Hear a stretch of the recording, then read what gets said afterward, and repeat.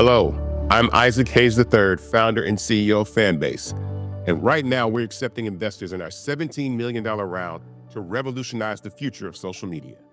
Today, for just $399, you can own 60 shares of stock in Fanbase at $665 a share. Go to startengine.com/fanbase and invest today. While the big platforms have grown too massive and disconnected from their users, Fanbase is building a platform where creators and users truly come first. We've already raised $8.6 million from everyday investors who believe in this vision, and now you can join them. This is your chance to invest in a social media tech company with over 1 million users that is disrupting media by allowing anyone to reach all of their following and monetize their content from day one. The market is changing, big platforms are failing to serve their users, and Fanbase is stepping up to fill the gap. Don't wait until it's too late. Invest now. Invest for yourself and your future. Go to startengine.com/fanbase and own the future of social media.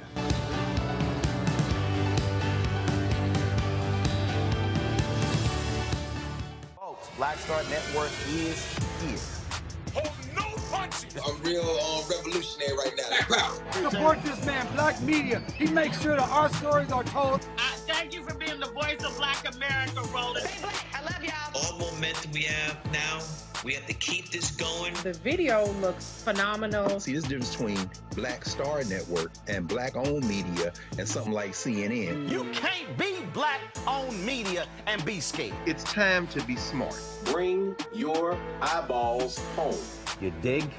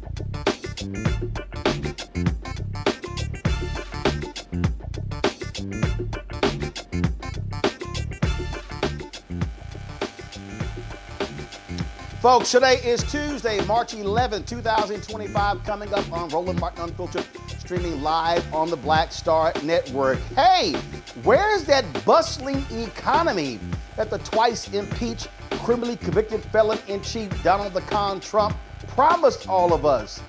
He is destroying the economy, leading us straight into recession. Stock market, another massive drop-off today. We'll talk with the Economist Morgan Harper to explain what the hell is going on. And oh my goodness, Donald Trump essentially filmed a commercial today at the White House for Tesla. Why? Because poor Elon's company has lost 50% of its stock value. He's lost $132 billion. And now he's crying because folks don't want to buy his little car.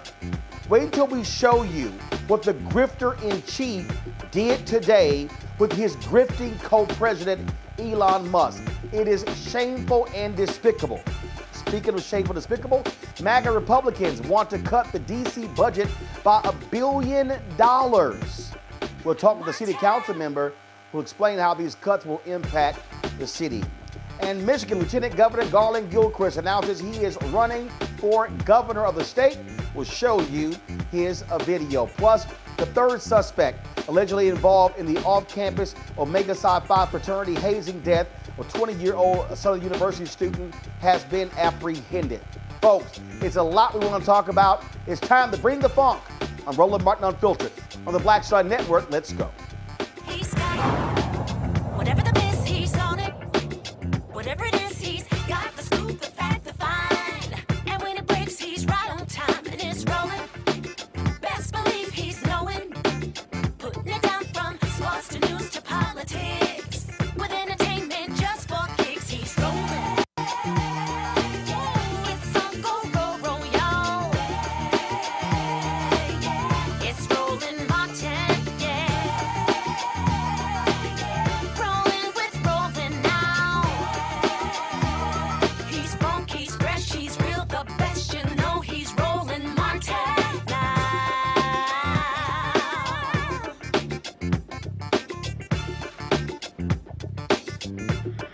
Martin.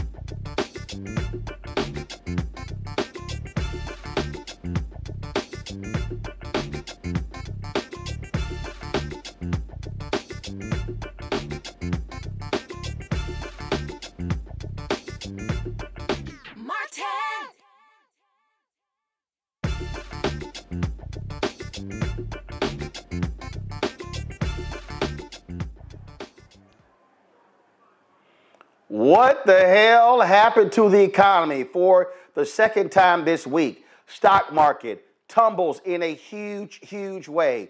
Donald Trump is throwing out tariffs when it comes to steel, all sorts of stuff. Now folks are talking about a recession is on the way. Inflation is hitting hard. Prices are still up. He's laying off people contributing to unemployment claims. But I thought he was supposed to be so brilliant, so smart, and so amazing. He was doing so much better on the economy than Vice President Kamala Harris. Well, guess what? Hashtag we tried to tell you. And these idiots with the Trump administration, they say all of the pain that we're enduring is part of this so-called detox period to reset the economy. Literally, yesterday, Trump told reporters that a recession would be an unfortunate but necessary step to an all-out depression. Then you got House Speaker Mike Johnson standing by Trump insisting that this is really just a strategy. I believe that the policies that we're putting forth are going to improve the economy and bring down costs for people. It takes a little while. We're in a transition period between Bidenomics and the disastrous economy that the previous administration left us, and it takes a while for these policies to be ingrained. We're going to codify this with the reconciliation process and the bills coming forward. Well, Democratic House Leader Hakeem Jeffries says we're absolutely headed for a Republican recession. I thank the distinguished gentlelady for her tremendous leadership and for yielding. I don't really understand the fatal attraction reference, because if anyone is dealing with fatal attraction, it's between President Trump and House Republicans. As soon as he says jump, your only answer is how high. It doesn't matter whether you are hurting the American people. That's why House Republicans are marching the country on a track toward the largest Medicaid cut in American history. You hurt children, hurt families, hurt Americans with disabilities, hurt seniors, close nursing homes and close hospitals. When Donald Trump says jump, extreme MAGA Republicans say how high. That's the fatal attraction. That's hurting the people of the United States of America.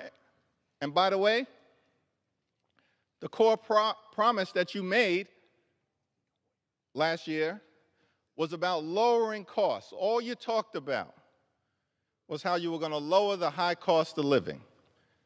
Democrats believe that America is too expensive. Housing costs are too high. Grocery costs are too high. Child care costs are too high. Utility costs are too high. And insurance costs are too high. America is too expensive. We believe that that, in fact, is the case. But Republicans have done nothing to lower the high cost of living. No bill, no executive order, no administrative action. That's the broken promise. We were told by President Trump that costs were going to go down on day one. Grocery prices haven't gone down, they've gone up. Inflation is up. You know what's going down? The stock market.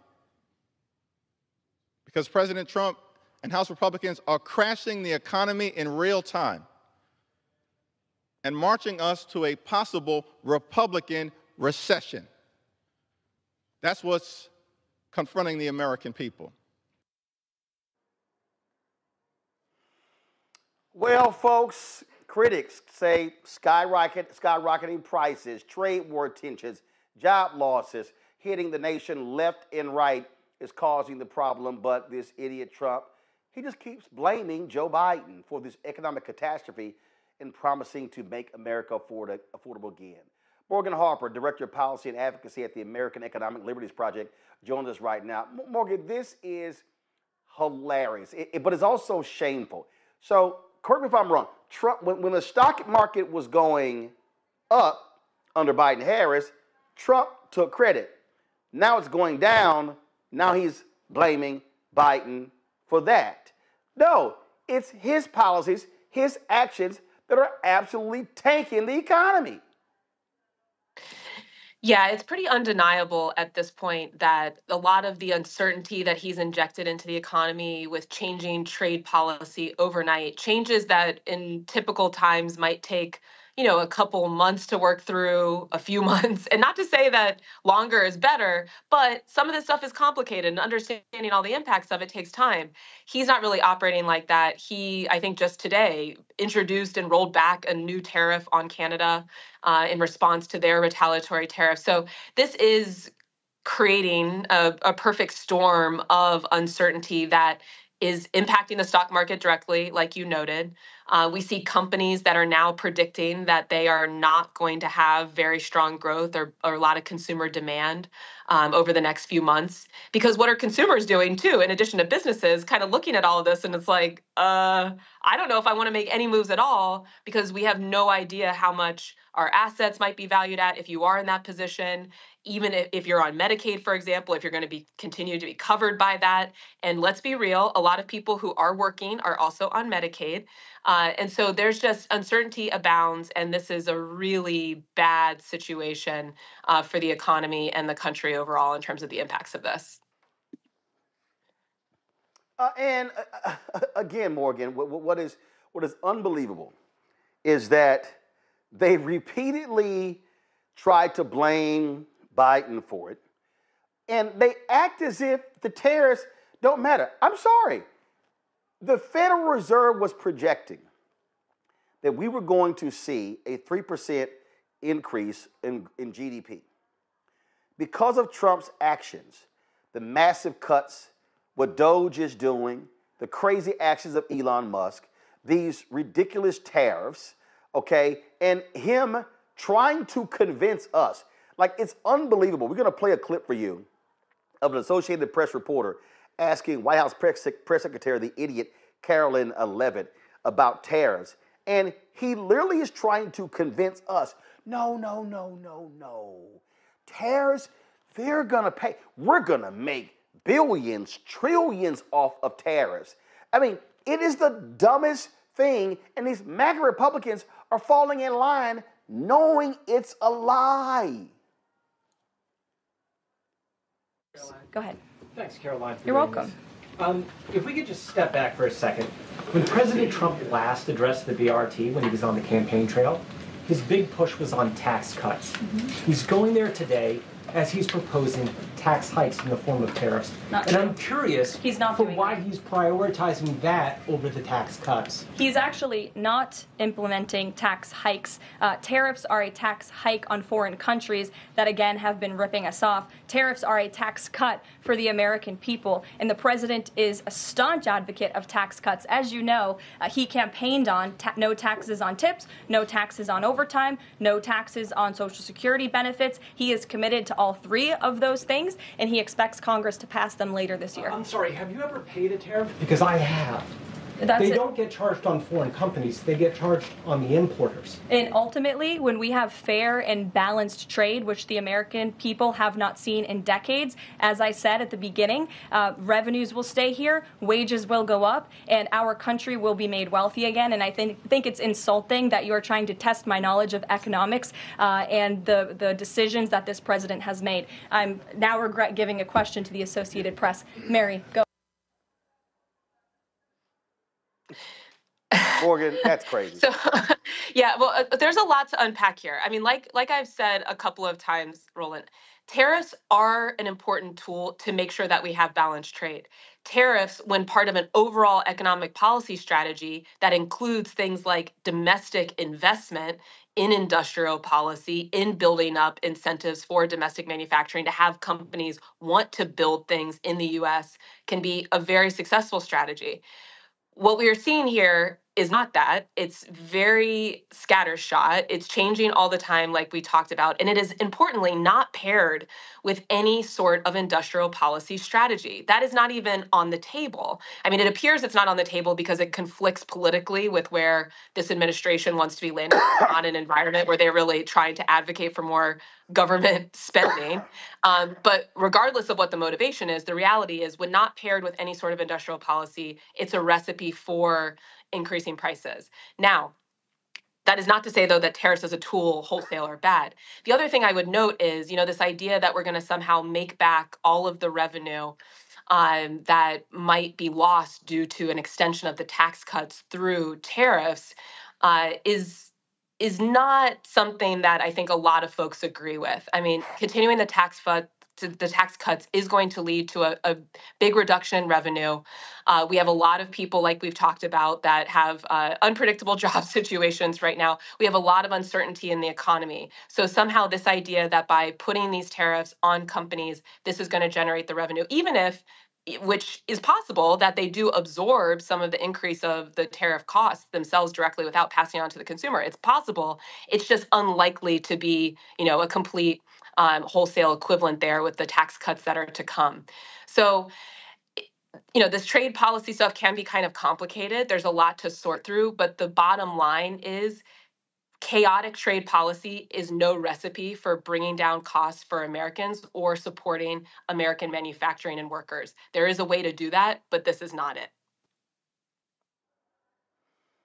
Well, and again, as we sit here and examine all of these actions, you take what they're doing to the IRS.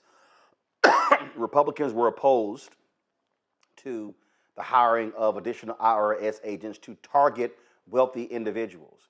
And so Elon Musk and Doge, they are firing many of those auditors. Guess what? That's going to lead to less revenue. And again, these idiots keep saying they want to put money in the pockets of Americans. Well, when you want to obliterate the Consumer Financial Protection Bureau, guess what that means? Oh, you're taking money out of the pockets of regular, ordinary people and just handing it over to corporations who are simply going to just do more stock buybacks. When Donald Trump and the Republicans pushed through this tax cut 4 years ago, he was like, oh no, these companies are going to be using that money for wages. The companies are like, no, we're not. They made it clear they were going to be using it for stock buybacks. It added $8 trillion to the deficit. So I don't know where any of these people went to school. This ain't even trigonometry. This ain't geometry. It ain't algebra. It's just basic ass math. Yeah, and I'm glad you mentioned the CFPB, because that's a great example again of what, even if you were trying to, believe in, oh, we should be doing these things through Congress and not rulemaking. Let's take, for example, like the CFPB rule to limit overdraft fees. This is a fee that often gets slapped on consumers when they they try to withdraw more money than their bank account has available. Banks, financial institutions have made a lot of money off of those fees over the years, and this past CFPB under the Biden administration did implement a rule to limit just how much those fees could be. There's a loophole in the law.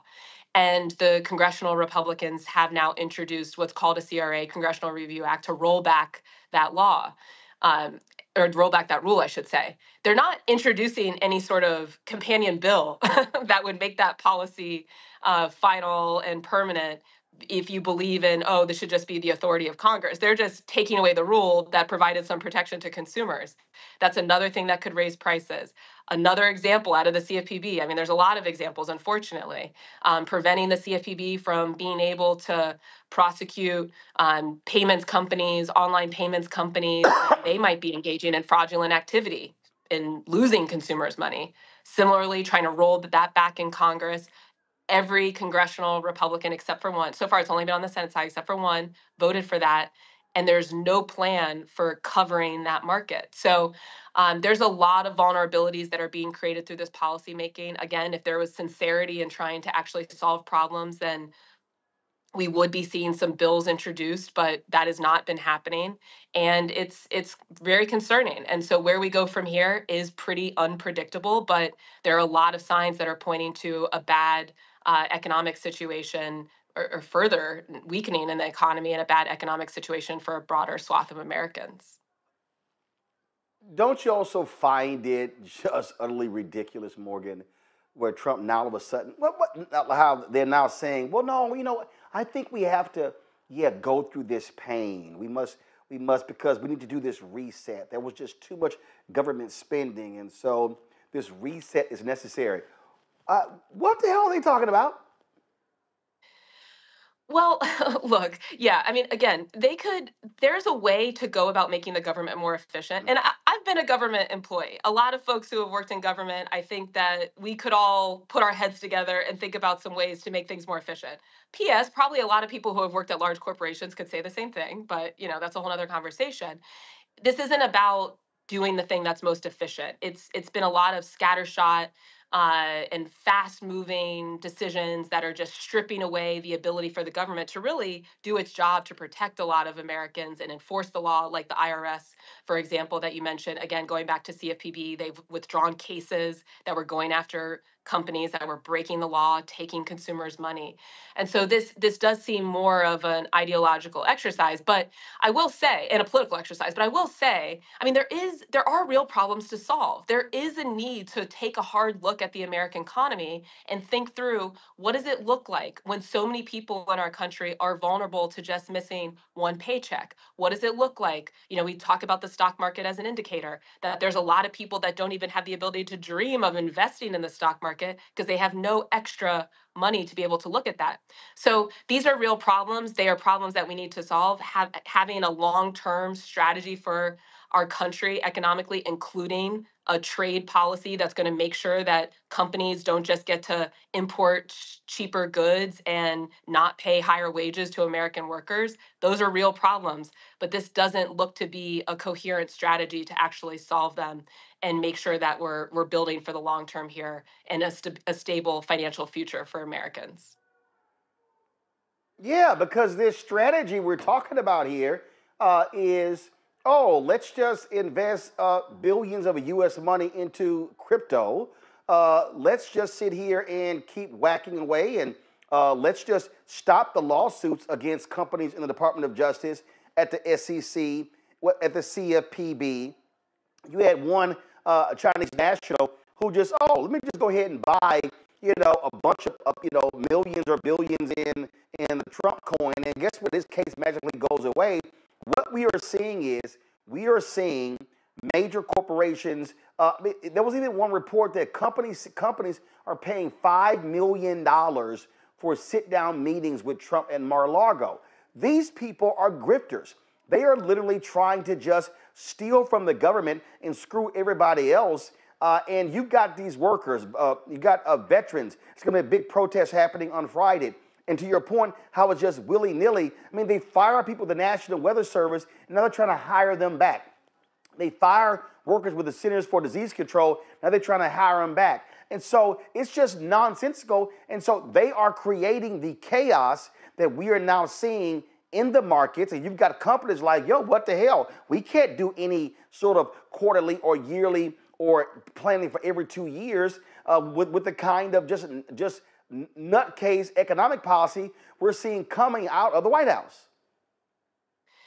Yeah, absolutely. I mean, how could you possibly predict how you're going to spend or build your company if you don't even understand the legal framework that you're operating in, or whether laws will be enforced? And, to our earlier point, I mean, that's the larger risk, not just for companies, but for all of us that are living in the U.S. right now and across the globe who are watching this. So, I mean, I think the important point, though, too, to make here, Roland, is, we're going to spend a lot of time, I imagine, over the next few months critiquing what's happening right now in this administration, some of the corrupt action that's happening. But we also, those of us who know that government does have a role in this country in supporting things like strong manufacturing and supporting people being able to lead stable lives and access healthcare and be able to have families and support them, that we need to be presenting a plan for what that looks like and making the case for why government is important, because there's clearly a lot of people in our country that don't have a strong understanding of that. And until we solve for that problem, then I do think we're going to continue to be at risk for these types of moves that are, again, not about actually helping anybody, but it seems to be enriching a lot of the folks that are attached to this administration. Indeed, indeed. Morgan Harper, we surely appreciate it. Thanks a lot for joining us. Thanks for having me. Folks, got to go to a break. We come back. We'll chat with our panel about this. We'll also show you the big grift that took place at the White House, where literally, Trump was operating as a used car salesman, plugging Americans buying Tesla. So I guess screw GM, screw Ford, screw the other American automakers. It's all about buying Teslas. Oh, by the way, isn't this the same guy who shuttered the EV power stations in government buildings, who also wanted to get rid of the EV credits from Biden and Harris as well. Folks, we have an idiot in 1600 Pennsylvania Avenue in the Oval Office. You're watching Roland Martin Unfiltered on the Black Star Network. What's up, y'all? Look, Fanbase is more than a platform. It's a movement to empower creators, offering a unique opportunity for everyday people to invest in Black-owned tech, infrastructure, and help shape the future of social media. Investing in technology is essential for creating long-term wealth and influence in the digital age. The Black community must not only consume tech, we must own it. Discover how equity crowdfunding can serve as a powerful tool for funding Black businesses, allowing entrepreneurs to raise capital directly through their community through the Jobs Act.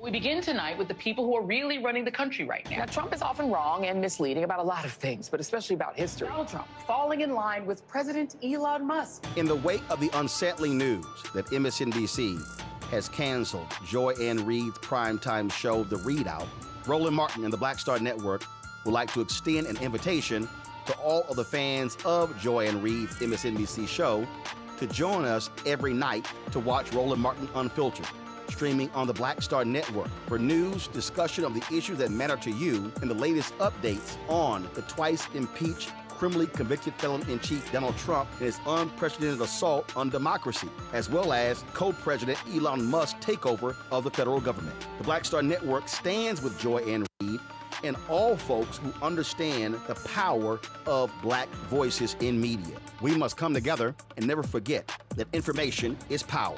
Be sure to watch Roland Martin Unfiltered weeknights, 6 p.m. Eastern at youtube.com/Roland S. Martin or download the Black Star Network app.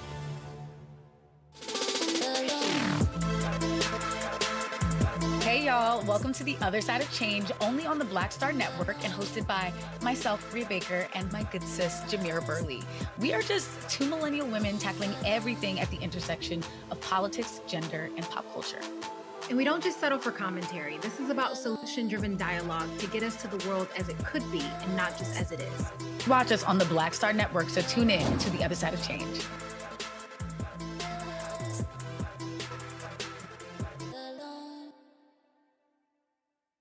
Hey, it's John Murray, the executive producer of the new Sherry Shepherd Talk Show. You're watching Roland Martin Unfiltered.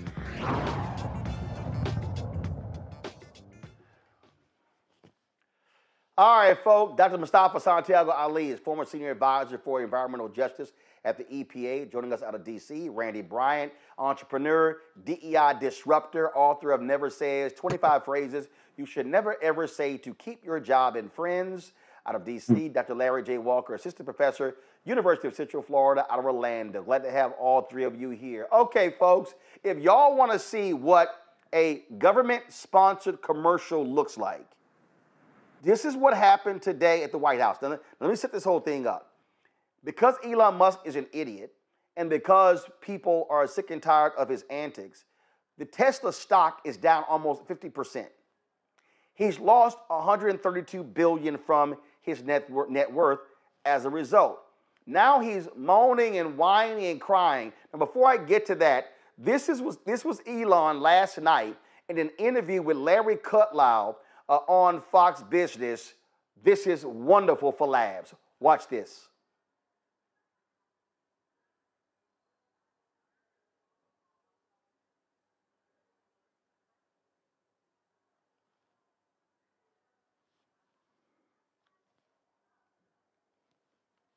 All right, do we have that clip?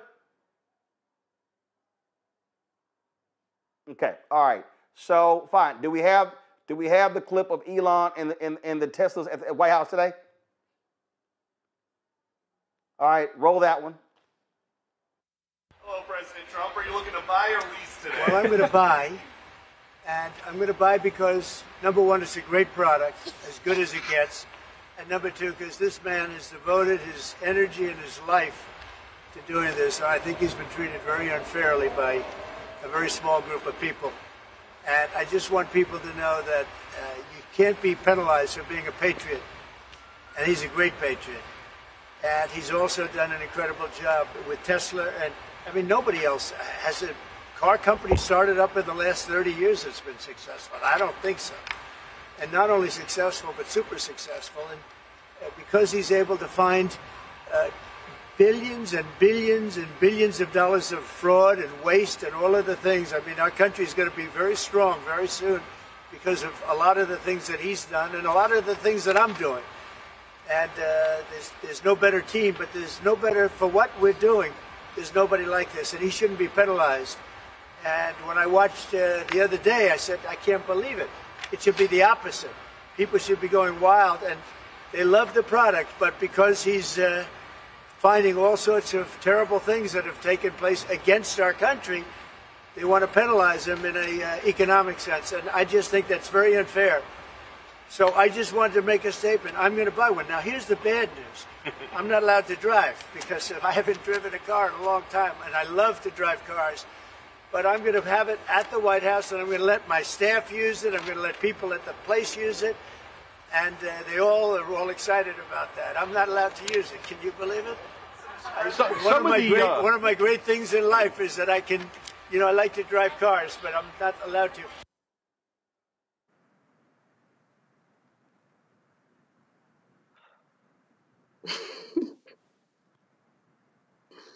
Y'all know damn well he ain't buying no Tesla. Oh my God, it's a great product. We don't have to buy it, we don't want to. Okay, y'all want to see the Elon Musk Tesla cheers? This is from Fox Business in an interview with Larry Kudlow, who previously was one of Trump's economic advisors the first time. This is a joke. Call to action. You're hearing a call to action. Yeah. You giving up your other stuff? I mean, how are you running your other businesses? With great difficulty.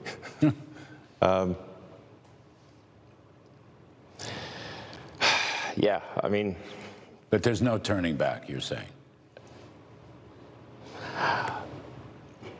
I'm just here trying to make government more efficient, eliminate waste and fraud, and so far we're making good progress.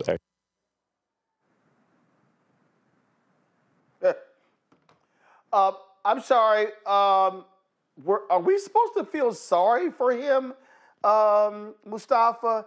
And here's the other deal. Okay, environmentalists loved the product because it's an electric vehicle. So you're Elon Musk, and you chose to align yourself with somebody who previously was on the record hating electric vehicles, who loves fossil fuel. So you're Elon, you piss on your customer base. That's a good bet. You're gonna have a problem.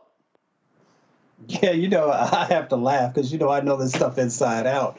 And, you know, Musk turned his back on his base, on the folks who rode with him when his product was new and still needed to continue to develop and evolve, and then aligned himself with someone who is a climate denier, somebody who has been very intentional about trying to strip away the resources that are necessary to be able to build out, you know, a clean energy infrastructure. A part of that infrastructure is charging stations, and also the dollars that have gone to development and research that are critical to make sure the batteries continue to have longer and longer ranges. You know, Trump also has put climate deniers in his administration. He's stripped away science. He's done all these things that, you know, make no sense if you now say that you want to be supportive of Elon Musk and his electric vehicles. The other part, too, is the unfairness, right? The other car companies that are out there that have been, you know, catching up and passing Tesla in relationship to their development, they don't have this same access or the same marketing that the president is doing for Elon. So there are ethical violations in relationship to what the president is doing. There's also just not understanding long-term why he should be investing in cleaner energy infrastructure.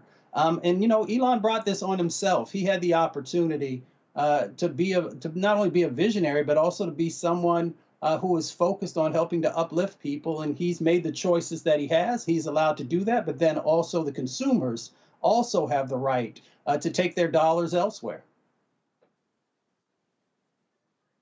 Yeah, I mean, I'm sitting here just cracking up laughing, and I'm seeing these, like this idiot Grant Cardone supporting Elon, buy a Tesla. I picked one up for my daughter and another for my wife. Well, guess what, Randy? It's a whole bunch of these guzzling, fossil fuel-loving red state folk who, guess what? If them dumbasses go out and buy a Tesla, they ain't gonna be able to plug it up anywhere. See, that's what is so laughable. What Elon has done is he has trashed the very cities and the states where his car was doing well, that is the basis of his net worth, to align with Trump and MAGA, and the red state people hate electric vehicles. This is literally one of the dumbest economic moves you have ever witnessed. This is a man who's walking around using his child as a prop. He has 14 kids, so there has to be a babysitter somewhere. So I don't know why the kid is always there, but that's besides the point. He doesn't think things through. Even the child is a marketing effort. The car, he doesn't care, like Dr. Ali was just saying, he doesn't care about saving our environment. He cares about making money. And because he's a narcissist, an obvious narcissist, he thought that people would still buy his cars and adore him, although, like you said, he has gone against the very people who are for cleaning up this environment, who are about electric cars. His base, their base, the MAGA people are not about saving the environment. And just like you said, I can tell you, I was just deep down south, there are not electric ports everywhere for them to be charging these cars. But they didn't think it through, just like they don't think anything through. But their narcissistic bravado just makes them think that they can make moves and there are not going to be repercussions, and there certainly aren't going to be repercussions on them. But their bromance, I mean, I am so disgusted watching them just fawn all over each other and scratch each other's backs. They are not working for the government. They're not working for the people. They are working for each other and their cronies to make as much money as they can in this time. Larry, how despicable is it to watch an occupant of the Oval Office literally film a commercial for Elon Musk? Because, oh my God, he's losing sales and people are sorry. Hey, I thought these people loved choice. I thought they loved talking, they love cancel culture. Well, guess what?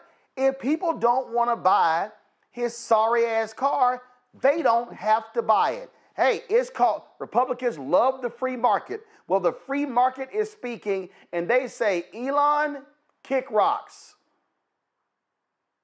So this press conference today is everything they thought they would get with a black president, but they didn't. I think that's first. Second of all, you watching this reminds me of being up like 1 o'clock in the morning on a weekend and you get a really cheesy infomercial with some guy you never heard of. So basically that's the vibe you get. And it's a reflection of where we are as a country in terms of, who occupies the Oval Office. And not only in terms of, what their economic policies is, and we talk about, obviously, with the recession likely to come here in the next couple of months. But like you said, Roland, if you believe in free market economy, then you shouldn't highlight, this particular company when you have so many other companies, like you mentioned, Ford, GM, et cetera, who've been around for a much longer time. And obviously those, corporations have a better reputation of investing in American workers. We should also highlight that Tesla has been sued multiple times, particularly when it comes to discrimination for relating to black workers. So once again, when we talk about these ideas and opinions about what it means to be American and who we should be invested in, Tesla, a company with history of racial discrimination, gets the free infomercial on and free advertisement on television carried by major networks, while some of the other corporations, once again, who pay a higher wage and have a better reputation of hiring, black executives, they don't get a shout out on TV. But this is just another cheesy example of try to, sell these cars And look, the bottom line is he's a businessman, and as you said, he made a poor business decision. The people who will really invest and buy these cars are not doing it anymore, and they're not likely to start buying them just because of this cheesy infomercial at the White House. I need y'all to pull up that photo of Donald Trump's notes. I thought this was hilarious, Mustafa. Can y'all pull the photo up, please? So they handed Donald Trump some notes, and it says Tesla pricing, full self-driving, Model X, 112,490 silver, CT, 114,000 gray, Model S, 108,990 blue, Model Y, 59,990, and then it says Tesla can be purchased as low as $299 a month or $35K. All cars have self-driving, just needs to be turned on for a fee. Yeah, I'm sure MAGA is sitting here like, yeah, I'm gonna buy a $114,000 car, or I'm gonna buy that ugly ass cyber truck. This is a joke. And guess what, Mustafa? I am elated every day to see the Tesla stock go down and to see his net worth go down. And my girl Ebony Hilton, Dr. Ebony Hilton, had this great tweet. She said, if they offered this Tesla, buy one, get one free, I still wouldn't buy that raggedy ass car. Well, there's a whole lot of folks, both in this country and outside this country, who agree with that statement right now. There are positives and negatives for our actions. And, Elon has decided to hitch his wagon to, Trump. And when you do that, it's a very volatile market, just like we saw the stock market. So you now have other countries that are speaking out against his products and saying, that the vast majority of our citizens are not going to purchase it, and actually putting some blocks in place with that. But then when you come back home, I think Randy really hit it on the head. I'm all over the place. And there's lack of infrastructure. So why would I make the investment if your charging stations are not going to be in the locations that I need? Now, let's be honest, the Biden administration actually made significant investments to build out the charging networks across our country. But when Trump came in, he decided to rescind and to move away from that and to snatch resources that were so critical. It just doesn't, people will have to make the best decision for themselves. If they want to support companies and the individuals who own those companies who are doing oppressive actions, who are taking away jobs from hardworking Americans, and therefore those hardworking Americans could never afford a $100,000 car because they're trying to put food on the table and keep the lights on and pay the rent. So as my grandmother says, when you know better, do better. Elon Musk really should start doing better if he wants to find some possible way of reclaiming his humanity and finding people who might be interested in any of his products, because it's not just Tesla, but I know we're focusing on that. And the reason this is laughable, Donald Trump's General Services Administration, they disconnected charging stations. They're looking to offload the government's new fleet of electrical vehicles. And he also is pausing the $3 billion that was marked for electric vehicles. Again, stupid is as stupid does. All right, got to go to a break. We come back. We got to talk about, of course, how Republicans are trying to gut the D.C. budget. They also want to gut Social Security. And also, folks, some absolutely sad news. He just made the cover of Forbes as America's new billionaire. Former NBA star and restaurant owner Junior Bridgman has passed away. We will give you the details of what happened after he suffered a heart attack today at an event in Louisville. Folks, so we'll have that for you later in the show. Folks, don't forget to support the work that we do. Joining our Bring the Funk fan club, your dollars are critical for our ability to be able to grow and add new shows and new elements. And so if you want to give via Cash App, please use the Stripe QR code. You see it right here on the screen, the Stripe QR code. If you're listening, go to the blackstarnetwork.com for the QR code. Send your check and money order, P.O. Box 57196, Washington, D.C., 20037-0196. PayPal, R. Martin Unfiltered, Venmo, RM Unfiltered, Zelle, Roland at RolandSMartin.com, Roland at RolandMartinUnfiltered.com. We'll be right back. Hello, I'm Isaac Hayes III, founder and CEO of Fanbase. And right now we're accepting investors in our $17 million round to revolutionize the future of social media. Today, for just $399, you can own 60 shares of stock in Fanbase at $665 a share. Go to startengine.com/fanbase and invest today. While the big platforms have grown too massive and disconnected from their users, Fanbase is building a platform where creators and users truly come first. We've already raised $8.6 million from everyday investors who believe in this vision, and now you can join them. This is your chance to invest in a social media tech company with over 1 million users that is disrupting media by allowing anyone to reach all of their following and monetize their content from day one. The market is changing, big platforms are failing to serve their users, and Fanbase is stepping up to fill the gap. Don't wait until it's too late. Invest now. Invest for yourself and your future. Go to startengine.com/fanbase and own the future of social media.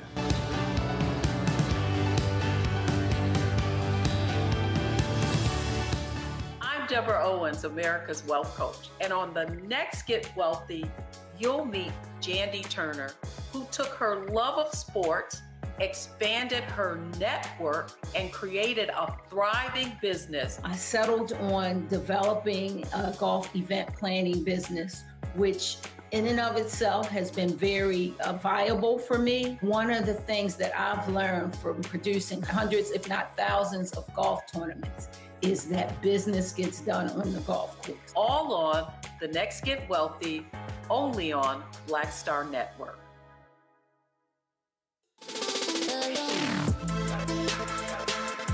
Hey y'all, welcome to The Other Side of Change, only on the Black Star Network and hosted by myself, Rhea Baker, and my good sis, Jamira Burley. We are just two millennial women tackling everything at the intersection of politics, gender, and pop culture. And we don't just settle for commentary. This is about solution-driven dialogue to get us to the world as it could be and not just as it is. Watch us on the Black Star Network, so tune in to The Other Side of Change.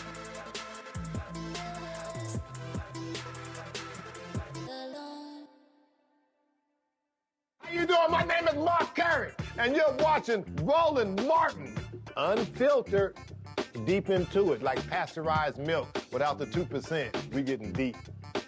You want to turn that shit off? We're doing an interview, motherfucker.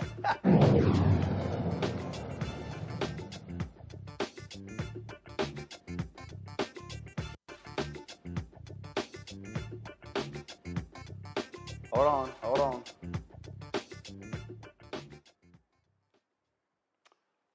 All right, folks, the work in Washington, D.C. continues on Black Lives Matter Plaza. It's day 2 of the demolition. 5 years ago, of course, Black Lives Matter was painted on this. This is 16th Street. It is a street that actually leads up to Lafayette Park that dead ends into the White House. Well, Republicans demanded that this be demolished or they were going to cut transportation funds for the city for Washington, D.C. Well, guess what? In their continuing resolution, they still want to cut $1 billion from the budget of D.C. Mayor Muriel Bowser decided to remove the mural created to protest police brutality and racial injustices. Of course, it was put up in the summer of 2020. This is what it looked like. This is literally just outside of our Black Star Network studios. Megan Bailiff is the CEO and president of Equal Striping, the pavement marking company that originally painted the letters. She called the dismantling of the plaza historically obscene. She joins us right now. Megan, glad to have you here. Nice to be Somebody posted something on Twitter that I thought was stunning. And they said, it took more than 100 years, and we are continuing trying to bring down Confederate statues in this country. Yet 5 years after, or less than 5 years after the death of George Floyd, this particular monument is already being destroyed in the nation's capital because Republicans have ordered it ordered DC to get rid of it. Yes, it's very sad. I know that pressure has been on Mayor Bowser from the very beginning when she did this. And I do want to clarify, because it doesn't seem to be clear in a lot of the reporting, that this isn't the structure that they're destroying now is not what it was in the very beginning. She did that interesting guerrilla effort that spread around the world. But what they then proceeded to do was put in a permanent, and I agree with you, monument that I thought was the newest monument in DC, and one that my company was very proud of being involved in. I think if you could see behind me, that's the framed plans of our work that we did on that spectacular thing. And it is really sad to see it be taken away in just a blink of an eye. So what you're talking about is, initially it was painted Black Lives Matter Plaza. But what ended up and then there were lots of events, there were protests, all sorts of things. But the problem is businesses along the street were complaining because they were like, hey, how long is this street going to be blocked off? I mean, essentially the 2 blocks from 16th and K all the way to Lafayette Park were blocked. And so what they then did was, if y'all could freeze the video, you see right there those black pipes or whatever you want to call them. They eventually put those in the street that allowed for traffic to then be able to go in both directions on 16th Street. And so then what happened was, so if you see right there, where the B and the L is. It was more involved than that. These actually are 11,000 square feet of cement letters that they put in.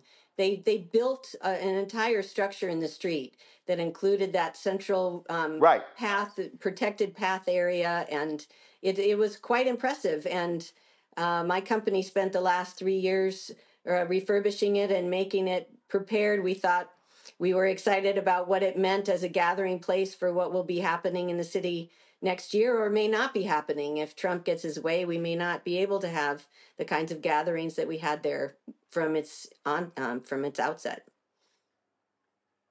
And the point there, what I was saying on where the B and the L is, that's actually where three different years we hosted our show on the anniversary of the death of George Floyd, and when his family was in town with Attorney Ben Crump, they actually came down. You see right there, that was one of the years where we actually broadcast from that spot. Yes, and that kind of gathering place, the impact that it had on my crew, being able to have a hand in putting that in, the thought that they had that this was going to be a generational opportunity for their family, for them to share with their friends and family about their impact in creating this space that reminded the country of the importance of that Black lives play in the whole development of our country. Well, it is quite unfortunate. And again, the only reason it is being destroyed is because Republicans demanded it, and they told the mayor to rename it Black Lives Matter Plaza. They wanted it renamed Liberty Plaza. That is what they're saying. I actually spoke to the mayor's office this morning. They called me to clarify something that hasn't been clarified publicly by them, I don't think, prior to this, to say that she actually has not agreed for that name change, that even though that's in the legislation, that isn't something that they are resisting that particular change to this.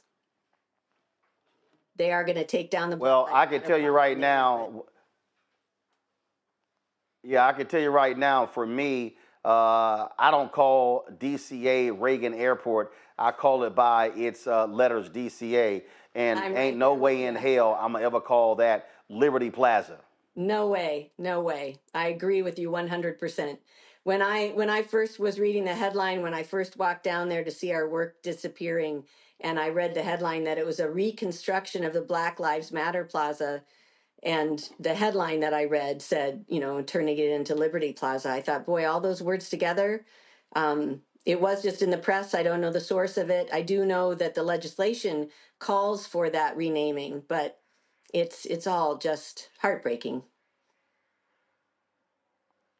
Indeed. Well, Please give your best to your employees. Megan, we thank you for your great work. And I am hopeful that if folk do the right thing in 2028 and we throw this bum and J.D. Vance and others out of the White House, that those letters will return to 16th Street, and it will be forever known as Black Lives Matter Plaza. I agree. I did want to add that I ran into a couple of council members from Savannah, Georgia when I was there. And the city planner that used to be the city planner in D.C., who oversaw the development of that plaza, is now the city planner in Savannah. And they are, in fact, going to build a Black Lives Matter plaza in Savannah. And I hope that our company has something to do with that as well. Well, that would be absolutely awesome. And if other cities do the exact same thing. Megan, thanks a lot. Thank you. Thank you so very much. Larry, this is what happens when residents in D.C. get screwed because they're not a state. Where Republicans, whoever controls Congress, controls the budget of Washington, D.C., and they get treated like a yo-yo depending on who's in the White House or who controls Congress. Yeah, and Mustafa and I both worked on the Hill. We've seen this numerous times in terms of, like you said, yo-yo back and forth, depending if it's a Democratic or Republican administration. Obviously, the DC appropriations, the government, a government oversight committee, et cetera, that has, oversight over what happens in logistics and funding in DC. But Roland, this, people describe these efforts as kind of anti-DEI as an umbrella. My argument is these are really pro-Jim Crow efforts, and we should really, in terms of how we communicate it, describe it as that, because they were trying to reverse every single, accomplishment, recognition of the struggle, the successes of Black folks in America. And for those individuals who supported this administration, and any of these individuals, I know we talked a lot about that White House event, Black History Month event a couple weeks ago. It is actually despicable. And I mean, I believe our ancestors have to be turning over their graves, because how could you support an administration that is clearly anti-Black and has done everything it possibly do to erase, and like I said, any of the successes or challenges that Black folks have faced? Listen, the murder of George Floyd was not just a national issue. It was an international movement in terms of people throughout the country, obviously throughout the diaspora, but folks in throughout the world who are standing with people of African descent and saying the disproportionate rate at which Black folks are killed is not acceptable. But how the tides have turned over the last couple of years, and once again, this is similar to what we see in history in the United States, the Red Summer of 1919 and other places, where you've seen white resentment as a result of what is appearance of Black progress. But we have to continue to stay steadfast against this, Roland. This is unacceptable. And once again, this is another attempt of erasure in terms of Black folks in America. Well, that's exactly what it is. It is absolutely, positively anti-Black, Randy. I don't think that we can deny that there is an absolute attack on us. And even things like, this monument, which we've seen it as, they want to wipe it out.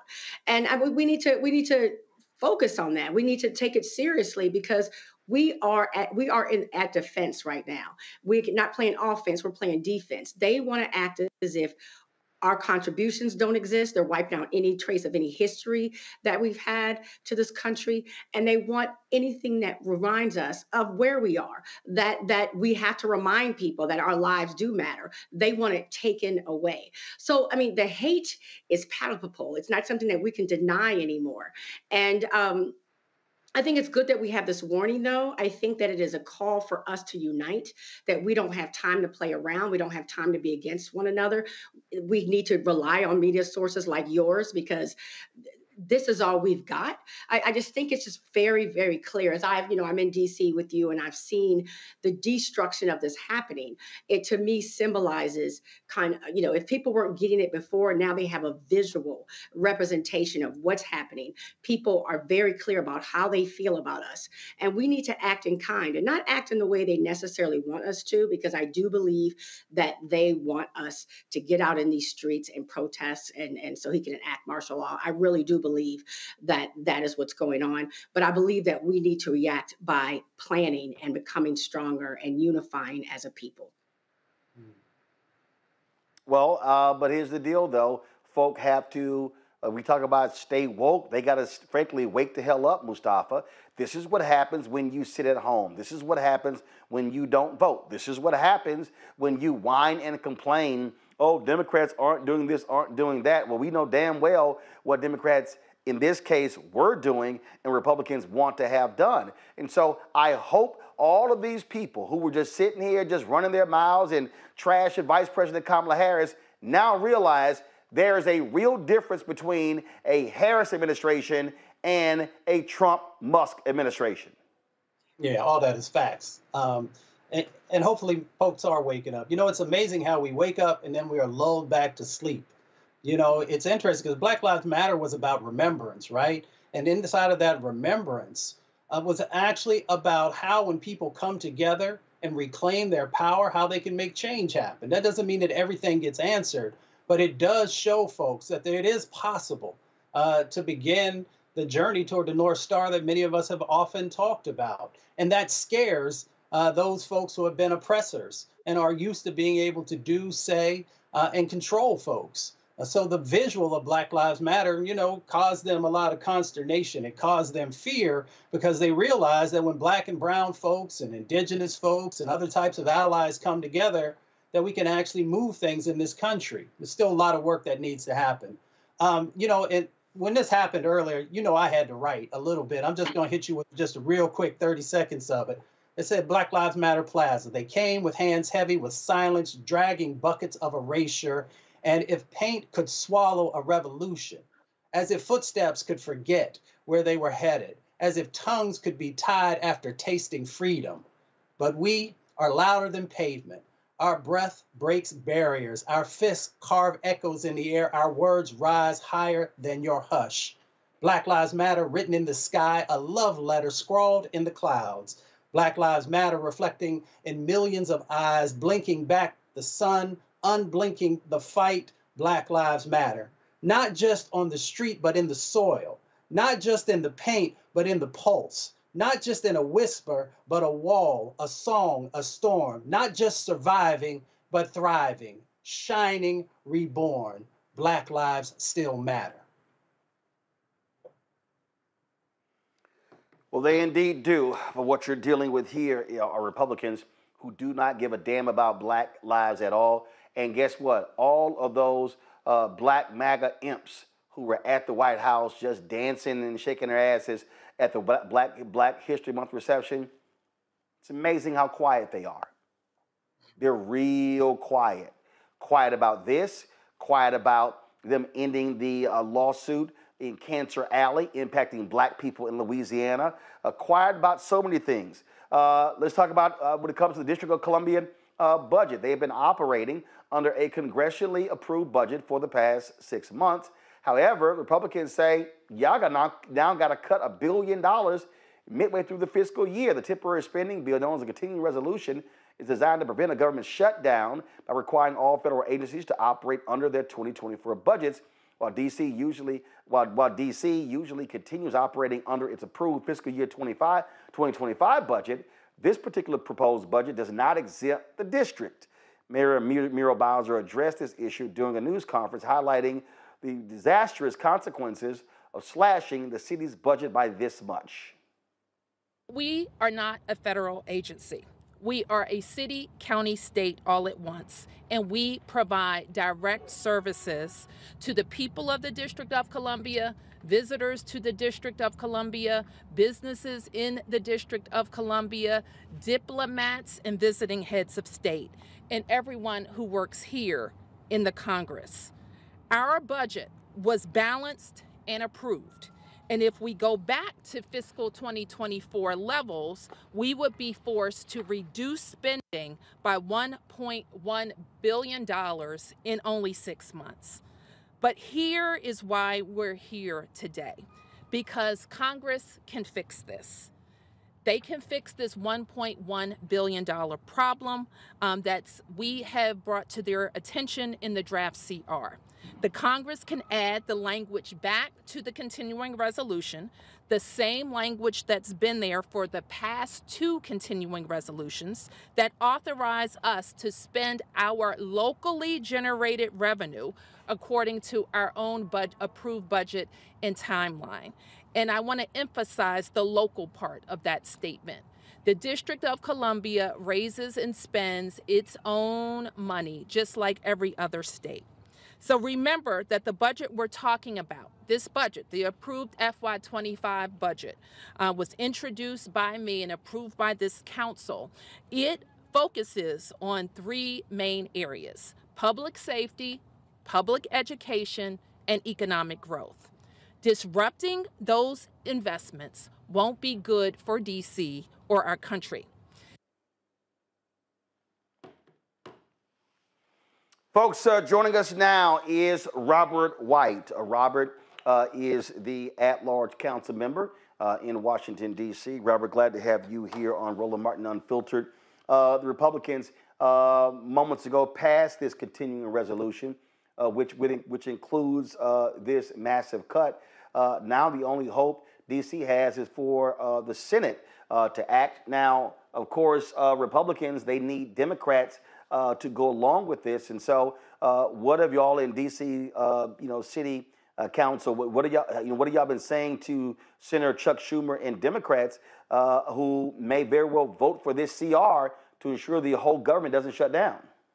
Look, Roland, several of us were on Capitol Hill yesterday knocking on doors trying to meet with members of the House, including the Speaker. Now we're reaching out to senators. And the message we're trying to let them know, because not everybody realizes that even though D.C.'s budget has to go through Congress, this isn't federal money. This is local tax money that we are already spending at fiscal year 25 levels. And so we're trying to make sure they understand the impacts. We are going to have to overnight cut over $1 billion out of our budget. That means there are going to be layoffs from first responders, including police officers, teachers, the folks who pick up our trash. This is going to have a devastating impact on D.C. And it's important that members of the Senate stand with us, because guess what? Even though our budget goes through the Senate, we don't have any senators there to fight for us. So D.C. is at a severe disadvantage, and we don't want to get mixed up in this federal fight. This isn't our fight.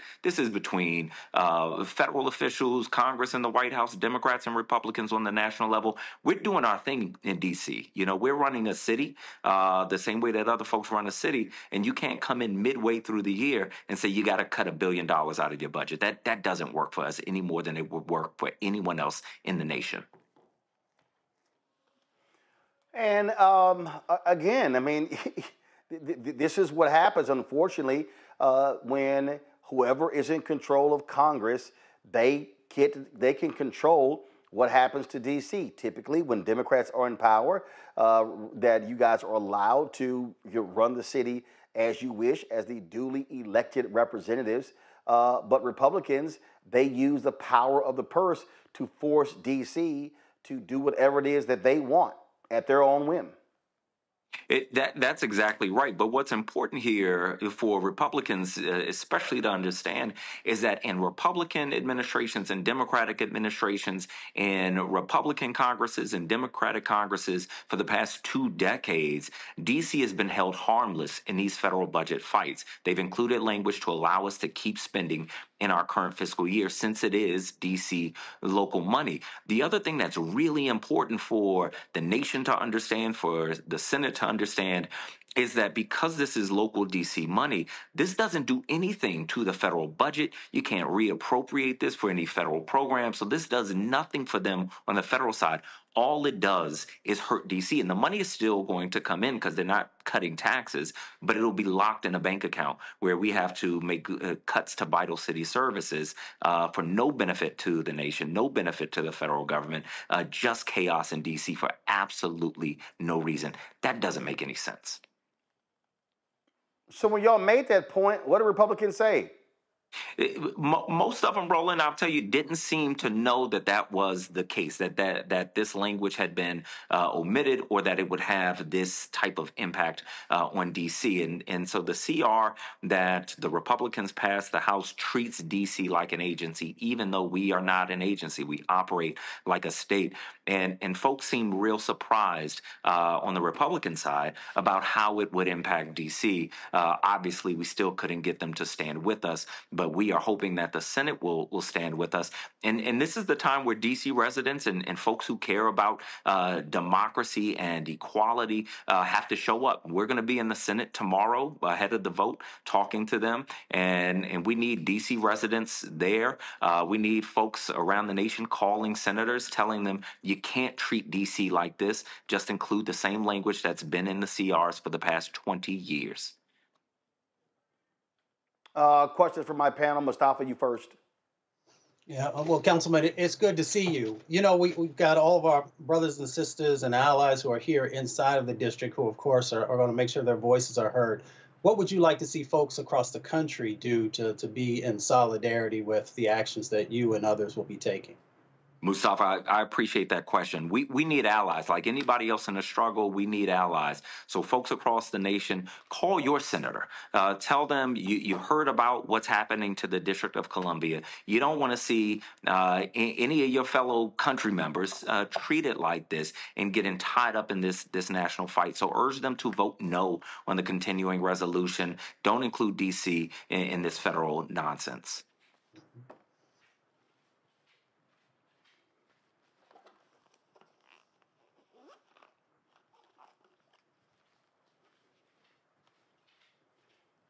I was wondering, and I just want to make things clear, when we do have dignitaries visit, the great area of Washington, D.C., that comes out of our budget, right? Like they don't give us any sort of funding to host these guests that require a lot of manpower.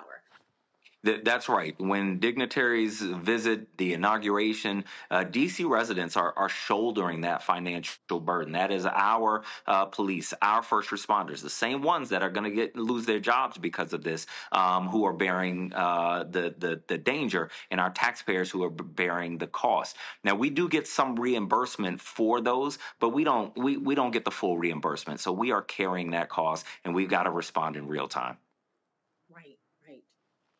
Larry? Yeah, Councilman. I've lived in D.C. for a number of years. Don't live there anymore, but I feel, I have a lot of family and friends who live in D.C. So this really concerns me.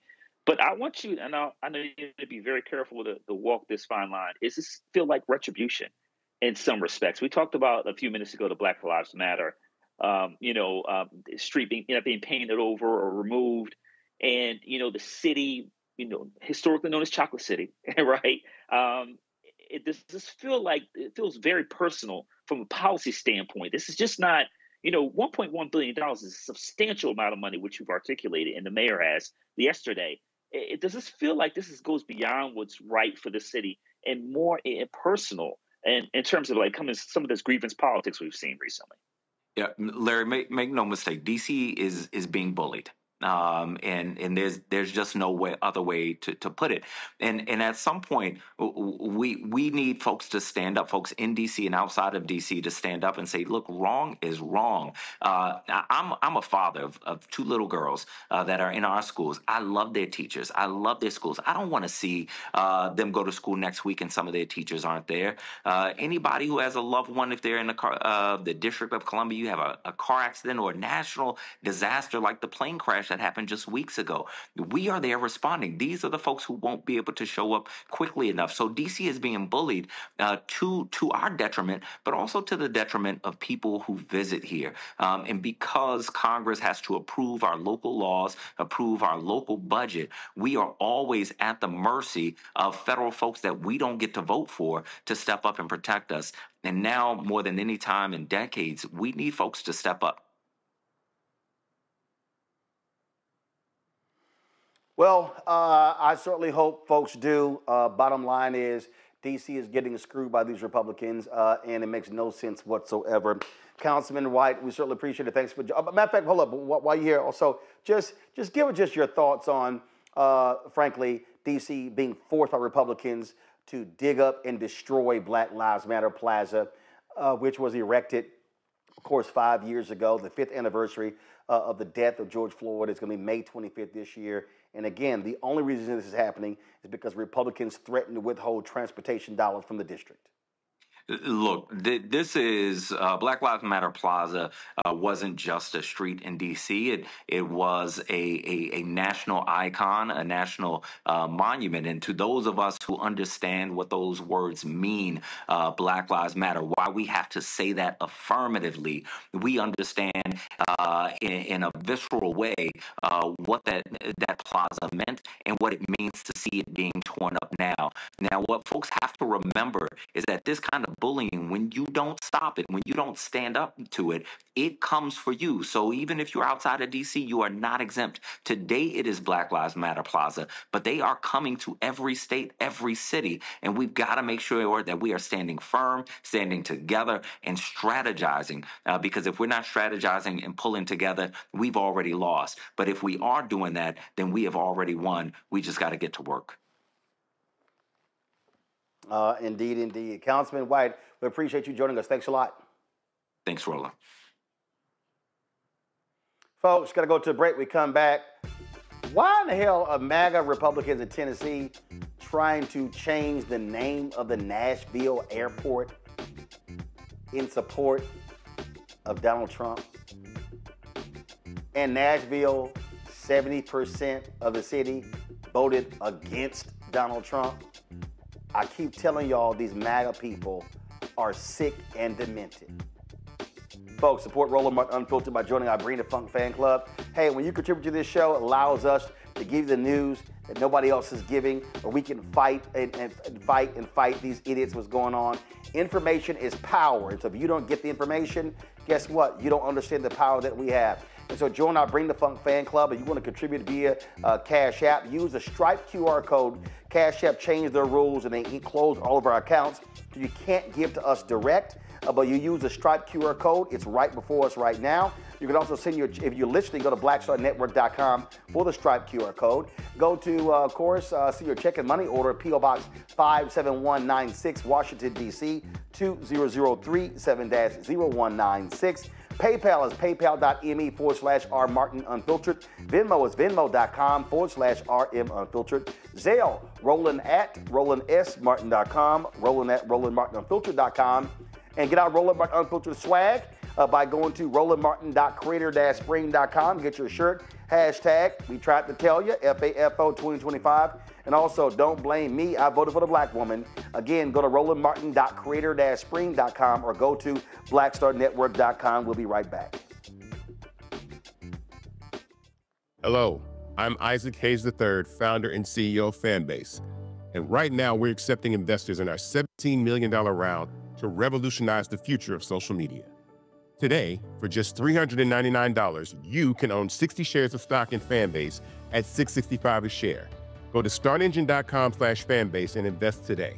While the big platforms have grown too massive and disconnected from their users, Fanbase is building a platform where creators and users truly come first. We've already raised $8.6 million from everyday investors who believe in this vision, and now you can join them. This is your chance to invest in a social media tech company with over 1 million users that is disrupting media by allowing anyone to reach all of their following and monetize their content from day one. The market is changing, big platforms are failing to serve their users, and Fanbase is stepping up to fill the gap. Don't wait until it's too late. Invest now. Invest for yourself and your future. Go to startengine.com/fanbase and own the future of social media.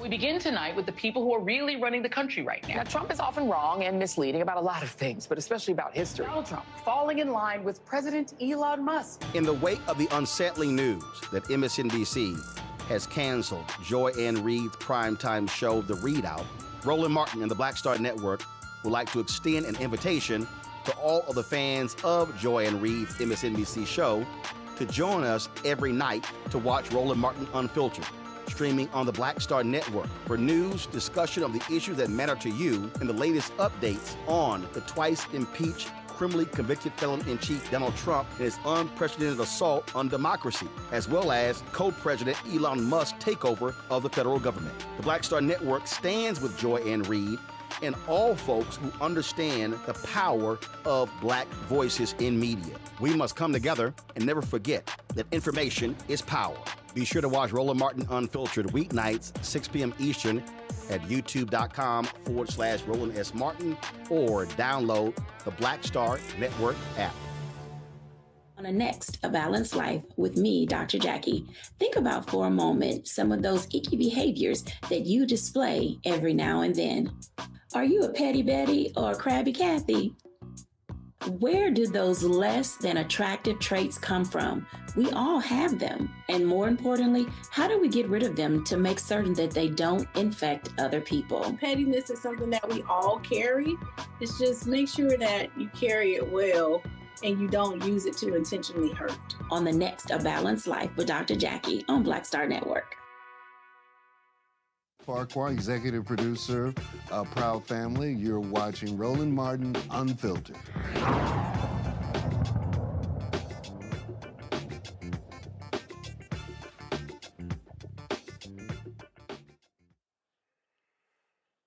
Folks, some of the craziest Trump MAGA people are in Tennessee. And a Tennessee state rep who doesn't even live in Nashville wants to rename the Nashville International Airport after the twice impeached, criminally convicted felon-in-chief Donald the Con Trump. HB 217, authored by Todd Warner, returned after being taken off notice. The Naming and Designating Committee inside the Tennessee House gave it a 4-6 negative recommendation to the House Transportation Committee.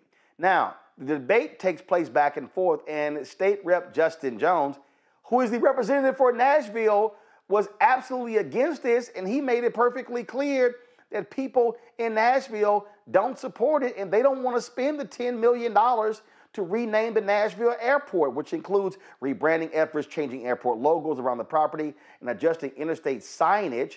Metro's airport board will be responsible for the vast majority of that money, which can be passed along to Nashville and Tennessee taxpayers. Okay, this is just idiotic. And normally when you recognize a occupant of the Oval Office, it happens after they left, not while they're actually there. Do y'all want to see some really stupid stuff? Watch this 4-minute and 17-second video. So is this just for local officials, or would it apply to Donald Trump, who was convicted of 37 felonies? Would he be not able to have anything named after him under this legislation? Vice Chair Fritz, you're welcome to respond to that if you like. Thank you, Mr. Chairman, and thank you, Representative Jones. If you'd read the bill, you'd realize it's just for local officials. Great. I have a follow-up.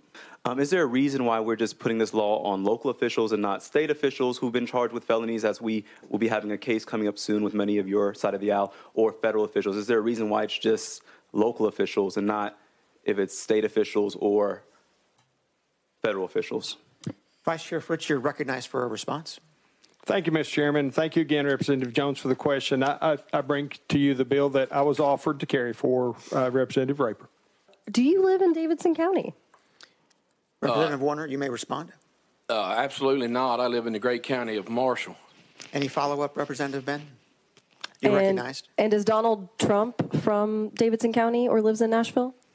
Representative Warner, you can answer that if you have the information necessary to give an accurate response. No, ma'am, I don't think he does. Any follow-up? We should name the LAX or Chicago or Atlanta.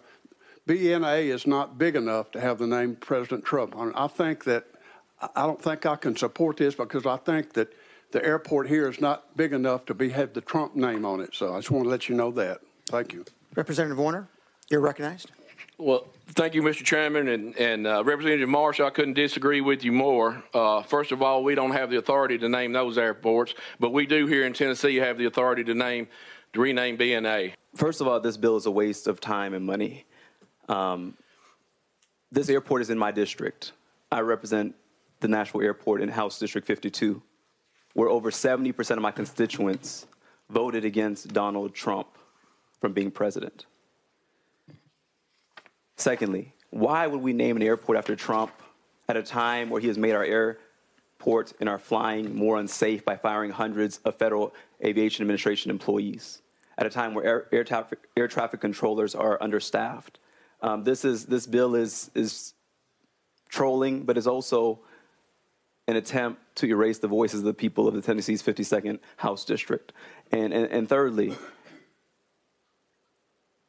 I can't even take this bill seriously because Trump has no connection to our community.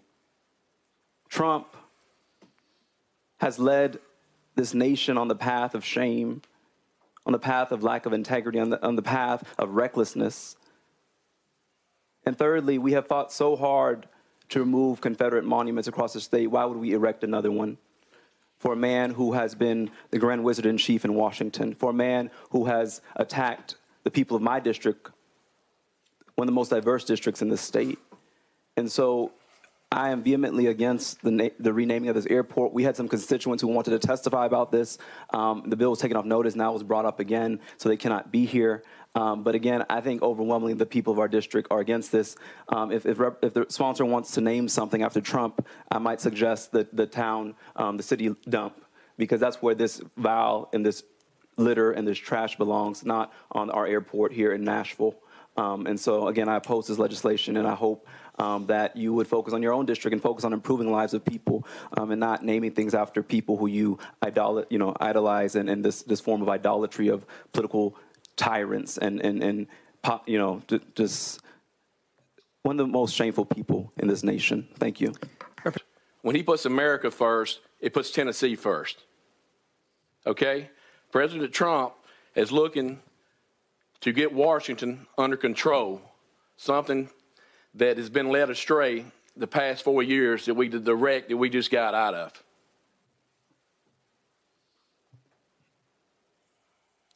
Madam Clerk, please close the vote and announce the vote. Mr. Chairman, you have 4 ayes, 6 noes. The bill moves on to the Transportation Committee with a negative recommendation.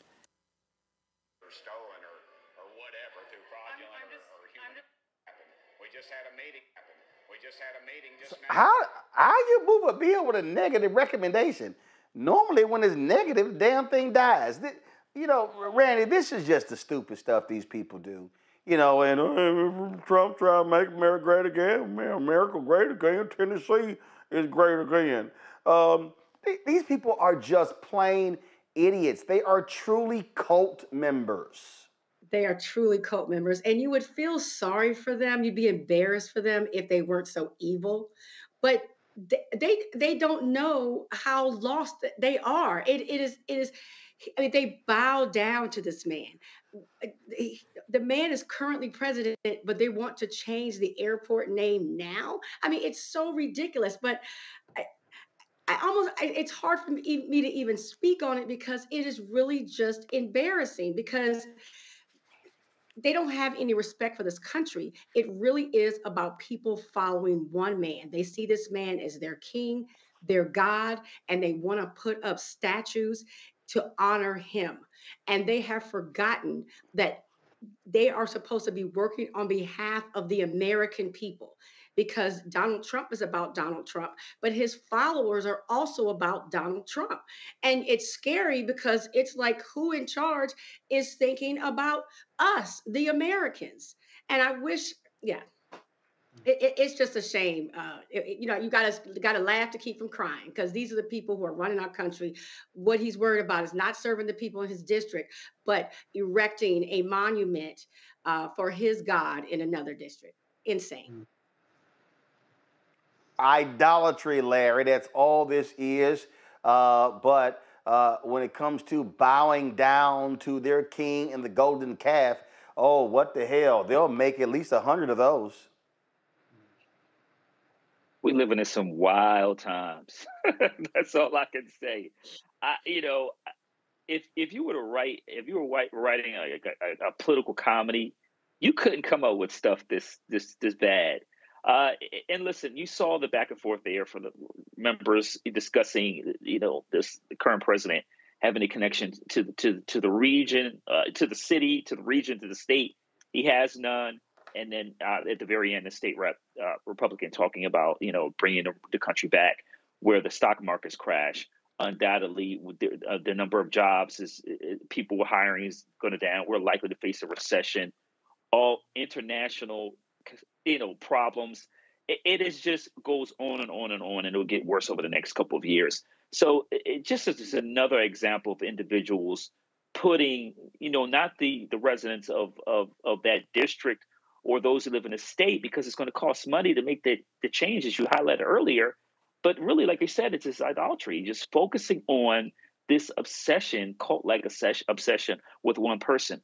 But I want to offer a caveat. We often say it's an obsession with one person. It's really not about that. It's really about ideology, about white supremacy. That is the altar that these individuals are praying to. So we need to be really clear about what's happening. Mustafa, I love what Representative Jones says. We don't want that crap up. Call it what it is. Call it what it is. We don't want that crap up. He said, plus, how y'all sitting here normally there is respect for legislators and what happens in their district. These Republicans like, damn that. We gonna tell y'all what to do in Nashville and Memphis because we don't control those cities. Yeah, that's that whole privilege thing. I mean, Larry, he laid it out for you, but, privilege makes you think you can do and say whatever, and there are no repercussions. And it also blinds you, right? They don't really get it. It's interesting that these are taxpayer dollars that are going to be utilized to do this if it moves forward. And I was waiting to see Larry's face because when they said, that it was not in the positive, but in the negative, but it's moving forward, I was like, well, that's different. But, maybe it's like that in Tennessee. But, I'm not going to mess with folks from Tennessee. Here's the thing, is that this is how short-sighted these folks are, right? So you got an individual that you want to honor. My granddad used to say, do the work. That kind of stuff will come after if you actually did something of value. But whiskey is one of the main drivers for money there in Tennessee. The automotive industry is another one of the main drivers. And now you've got, Trump creating these tariffs that are actually going to impact those industries. So that means that you're going to be making less money. So that $10 million actually is even going to cost more than it would have before because you've got these types of actions that are currently going on from the current administration. Then you got NIH that's there and a couple of other federal agencies where you're going to have individuals who are losing their jobs. Some have already lost their jobs. So that means there's going to be even a greater stressor on your economy, but yet you are talking about taking dollars and investing in something that brings no real value to the folks there in Nashville or to Tennessee.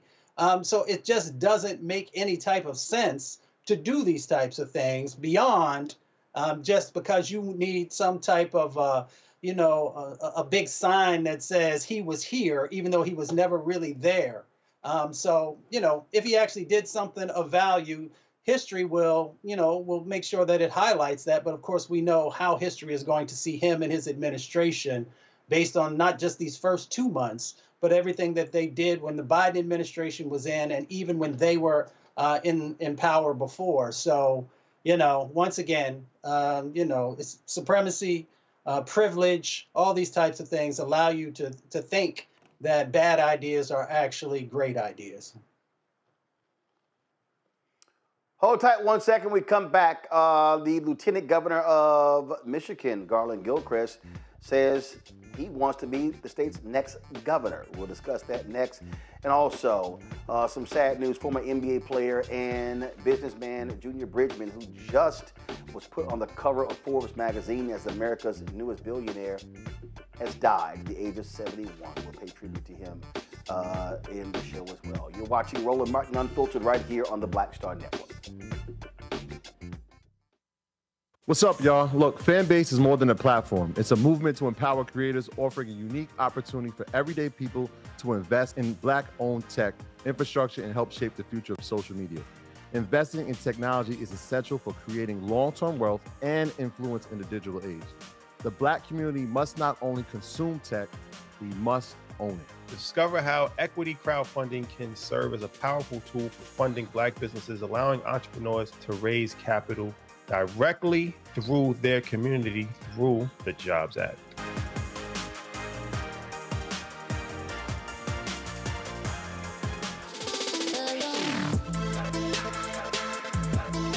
y'all. Welcome to The Other Side of Change, only on the Black Star Network and hosted by myself, Bria Baker, and my good sis, Jamira Burley.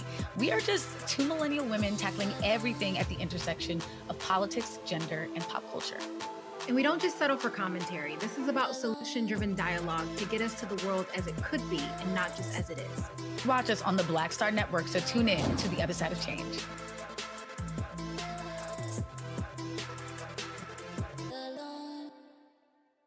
I'm Russell L. Honoré, Lieutenant General, United States Army, retired, and you're watching Roland Martin Unfiltered.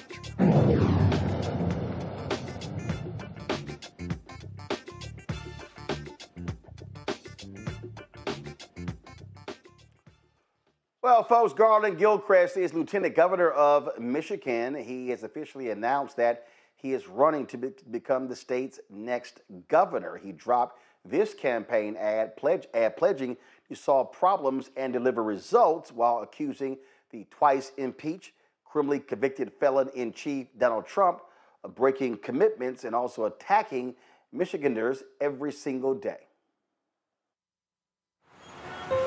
I was born in Detroit, raised on a love of Pistons basketball, Pontiacs, and honestly, computers. After earning 2 engineering degrees at Michigan, I became a software engineer at Microsoft. Then I came home to Detroit and used technology to make government work better. Because I know that improving the way systems work improves people's lives. That's why I became an engineer. It's why I went into public service. And that's why I'm running for governor of the state of Michigan. As your lieutenant governor, I've worked with Governor Whitmer to solve problems for Michiganders. I saw too many families who couldn't afford housing, so I pushed funding into a housing trust fund, resulting in 50,000 new homes in the last 2 years. I saw a criminal justice system holding people back, so I started the Clean Slate program to help those who've paid their debts get back on their feet. I saw tech startups leaving, so I launched the Michigan Innovation Fund and turned our state into the #1 startup ecosystem in the nation. We've made a lot of progress in these past 6 years, but there is so much more to do. As a dad with 3 kids in public schools, I'm committed to building an economy where every family has what they need to succeed, so our children can follow their dreams right here in Michigan. My goal for Michigan is that we lead the nation in innovation and creating jobs of the future for everyone. Donald Trump and Elon Musk are breaking commitments to our state and attacking Michiganders every day. As governor, I'll protect our rights and stand up for the families, workers, and businesses that keep our economy strong. Real leaders find solutions that improve the lives of the people they serve, instead of just looking out for themselves. So let's make the dream of health and wealth a reality for every Michigander. Let's stand tall for Michigan.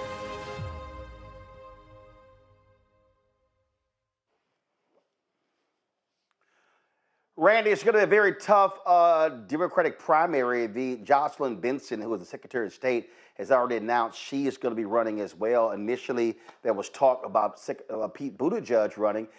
He, of course, has now moved to Michigan, but many believe he is now going to run for the U.S. Senate seat being vacated in 2026 by Senator Gary Peters. If Gilchrist wins, he, of course, would be the nation's second black governor as we speak, behind Governor Wes Moore of Maryland. And I'm happy to see that he is putting his hat in the ring. I believe that what people are seeing happening in this country right now, they see it or adhere it as a call to action. And we need real leadership. And so while right now the Republican is the one who's the favored choice, I believe that as days pass and people see what this Republican government led is doing, that his chances will be bolstered. Also, Whitmer said that she's not going to endorse anybody, but I would think that just the fact that they work so closely together and gave him a high profile will also serve him well. So I'm happy to see it. And you also have Mustafa Ras Baraka, the mayor of Newark, who's running for governor in New Jersey as well. And one of the things that, and then, you know, you have now on the Republican side, you've got that nutcase MAGA woman, Winsome Sears, Lieutenant Governor of Virginia, who's running for governor of Virginia. But it's not like she has an agenda that, frankly, interests black folks. But you're going to have African Americans running for the highest office in the land in several states in November. Yeah, and you know, helping people to actually understand the power of governors, right? To actually be able to transform what's happening inside of your state is so critically important. You know, we often focus on presidential races, sometimes Senate races, which of course are important, and House races, but it really comes down to your governors, and you need someone who has all the tools that's necessary, not only to navigate the craziness that'll be going on over the next 3 years, but to really be thinking about how do you best position your state with the new sets of economies that are out there? How do you also address the gaps that exist? Who's been vulnerable and who's been left behind? And that's why when I see someone like Gilchrist, who I've followed a little bit to see, you know, if he was the real deal, you know, the brother knows his stuff. So that's important because we often see some individuals who become governors. So you're like, how in the world did this person ever get the job? But this brother, you know, beyond being an engineer, you know, he's really thinking forward about what's the next set of jobs. And we know jobs is one of those critical elements in this last election that people said they care about. He also understands how to balance a budget. And to make sure that resources are getting to the spaces and places that are critical. He also understands higher education. And we know in Michigan, there are a number of outstanding universities and colleges that are there that are going to need someone who can think critically, especially with the administration that we currently have in Washington that is going to look for opportunities to pull dollars away from research and development, to pull dollars away from colleges and universities that don't align with what their vision is for the country. So this is someone that folks should give a real strong look to because we've got to make sure that the folks who are going to be our governors over the next decade not only have our best interests at heart, and I hear Randy talk about that, and it's incredibly important, but also who is thinking about how do we build the infrastructure that's necessary to be successful in the 21st century. Larry, you're also going to have Mike Dugan, who is the mayor of Detroit, running for governor as an independent. And so that could very well split a lot of votes. That could pave the way for a Republican to win in Michigan. So it's a whole lot that's going to be riding at stake for Michigan come November. Roland, it just every time you think, you know, we obviously we talk about Michigan right now. You talk about Dugan running as an independent. You think you might have a shot in a state, you know, that, you know, obviously, you know, cares very deeply about economic issues. He certainly went to university twice, you know, alum of University of Michigan from Detroit, and is well respected not only in the state of Michigan, but, you know, throughout the country. You wouldn't want to see someone run, as you said, as an independent, and then the Republican they'll take that Senate seat. But with the Democrats the last couple of months, that's what exactly would happen. But let's hope it doesn't. But I think Gilchrist is a really strong candidate. It's going to be interesting because particularly in the Midwest, Michigan, other states there, the politics has shifted a bit here in the last couple of months. And so let's hope that people see the person who focuses on the economy, and like Mustafa talked about higher education, et cetera, and he's not forced to pay a black tax. That it's become clear that black folks have to pay now, whether they're politicians or in corporate America or education, et cetera. So, but he's an excellent candidate. I think he would make an excellent, if he wins, it would be great for the state. But, you know, like I said, it'll be very interesting to see how the politics play out. I think what's going to happen with the economy over, you know, between now and that election is going to really impact how people view this candidacy. Also want to give a shout out to the people who cut that ad to include the current governor to make sure they were side by side. That's really important to see because people love Big Gretchen in Michigan. So it was really good to see that they cut that ad that way. Indeed. All right, folks, time for Black and Missing.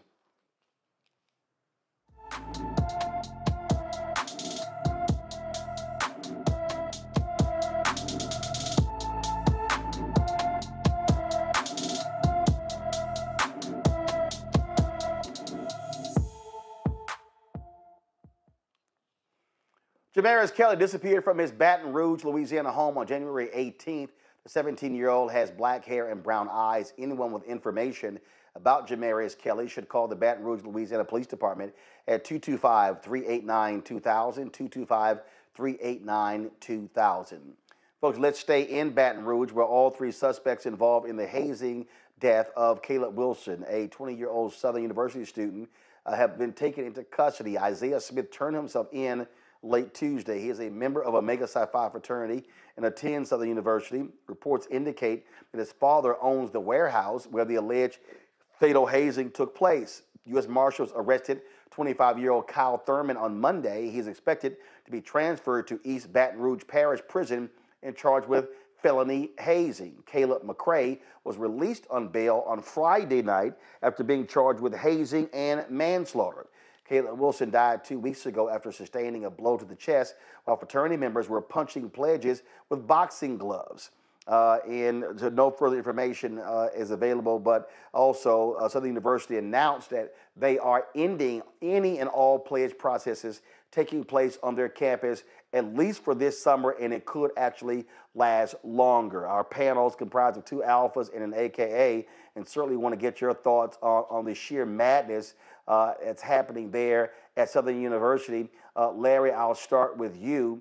I saw this one interview where someone said that, well, if these pledge processes, if they can't be regulated, they should be banned from college campuses. Rachel Lindsay made that comment. She's a member of Delta Sigma Theta. Look, I mean, fraternities and sororities have done all they could in the risk management, requiring people to go through various things. So the question is, if you have a process, how do you do it? What do you mandate? Do you mandate, adults be there, adults who have been cleared by the fraternity? That's also could be very time consuming. So just what are your thoughts on this? Yeah, Roland, and obviously this hits very close to home for all of us. And like you, I was made undergraduate, so it's a really complicated issue. And one of our frat brothers, brother Dr. Parks, writes a lot about this issue relating to hazing at the undergraduate level. And so, in order to be involved in the intake process, particularly in our fraternity, obviously you have to have you have to be trained and certified. But this isn't a problem that's been going on for decades. And we have the unfortunate death of this young man. And my heart is someone, as a son who is similar age, it breaks my heart. And we have to do a better job in terms of how we create, an intake process. And obviously, people involved in illegal hazing causes a problem because this is not the only death we've seen here. It happens far too often. We should also note it also happens in white fraternities also. So this is an issue in higher education that we have to really address. But specific to, like I said, the Divine Nine organizations, our organizations have taken steps. But the concern I have, Roland, is that eventually, as it relates to the insurance that each of our organizations has to pay, that eventually one of our organizations is going to go under because of a lawsuit. And considering the long, distinct history of our organizations, all of them at least 100 years old, we would want to see that. So we have to continue to make sure we refine this process and also make it very clear to undergraduate and graduate individuals, brothers or sisters, that you have to follow this very specific intake process and that we can't have events like this happen when we use a young, bright mind and then the impact it has on his family for the rest of their lives, losing someone like this in this tragic way. And then the lives of the young men who were involved in the hazing incident, who undoubtedly going to serve a number of years in prison. But we have to continue to refine this process so we don't see these kind of tragedies. Randy, you're an AK. You went to Tuskegee, and I've been very clear.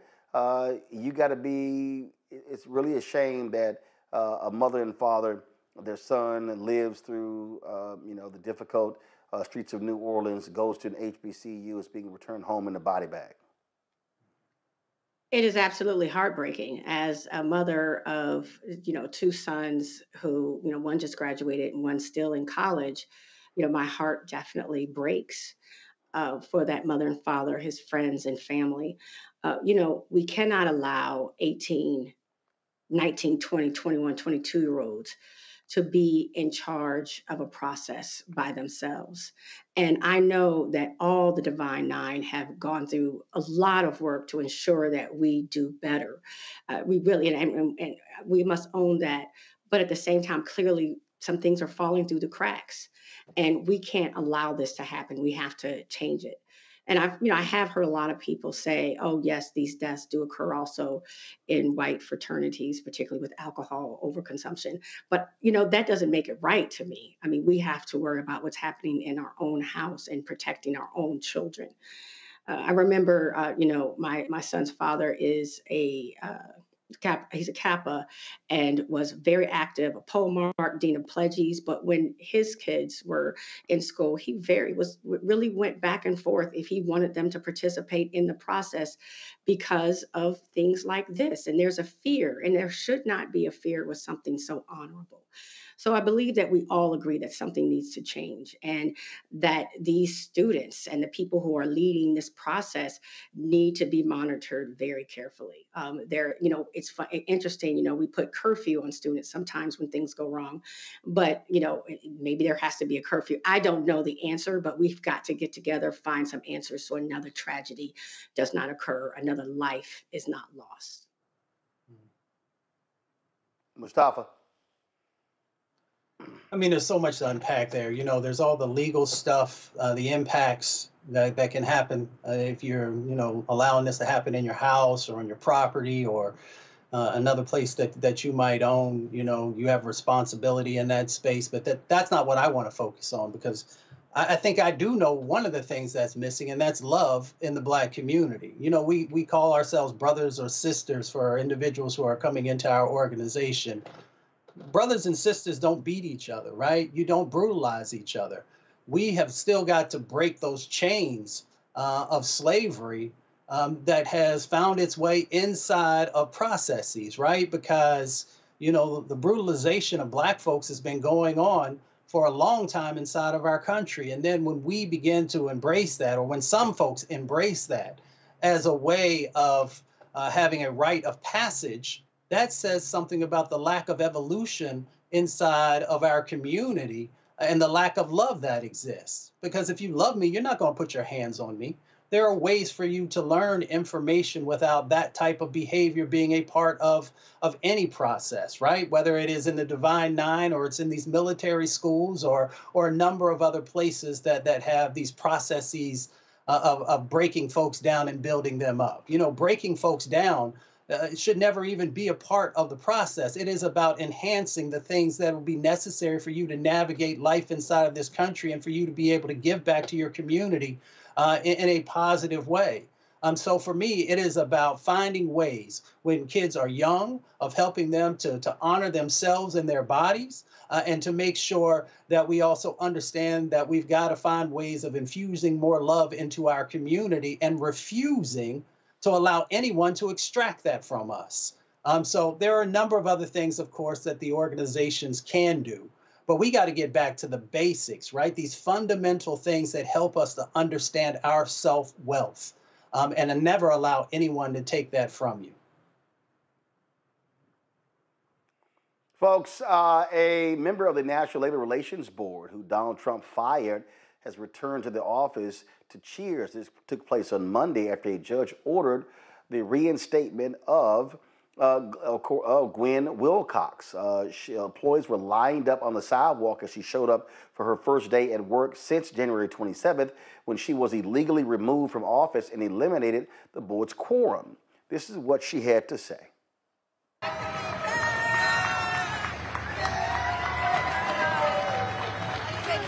I feel wonderful. This is where I belong. I belong here at the NLRB. I am so happy to be here.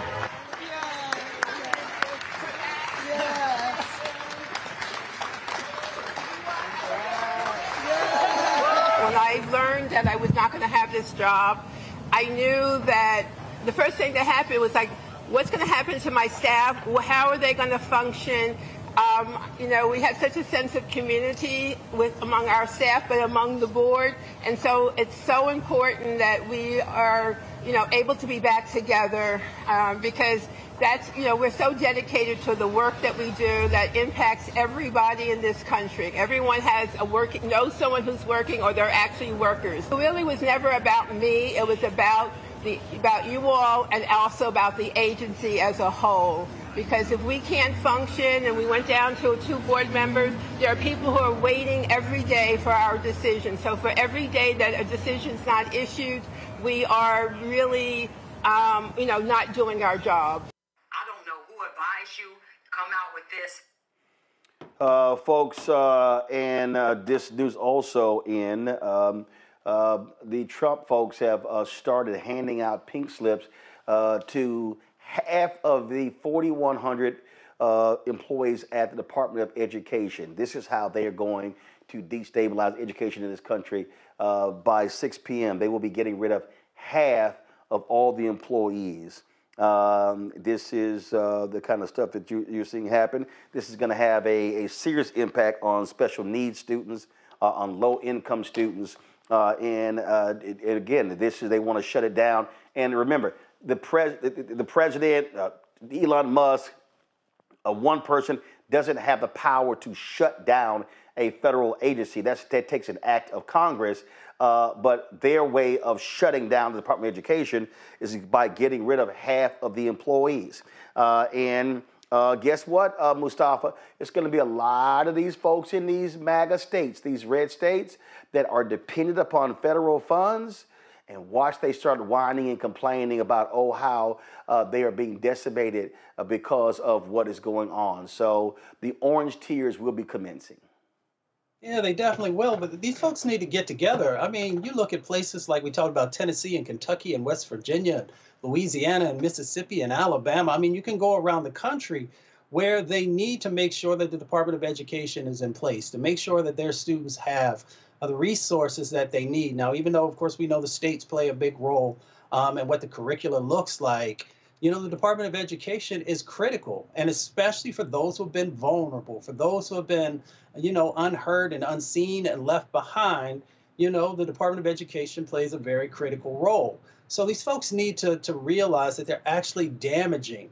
They're damaging their communities. They're damaging the future of the children who live inside of their respective states, and they're making us less prepared for this global economy, right? So all these other, countries across the planet are, they're not playing, right? They are trying to make sure that they have the best sets of folks who are educated to be able to deal with the 21st century economy. So, you can continue to mess around, but what you're really doing is you're weakening this country. And I wish folks would ask the people who are in control in Washington, D.C., what is your plan?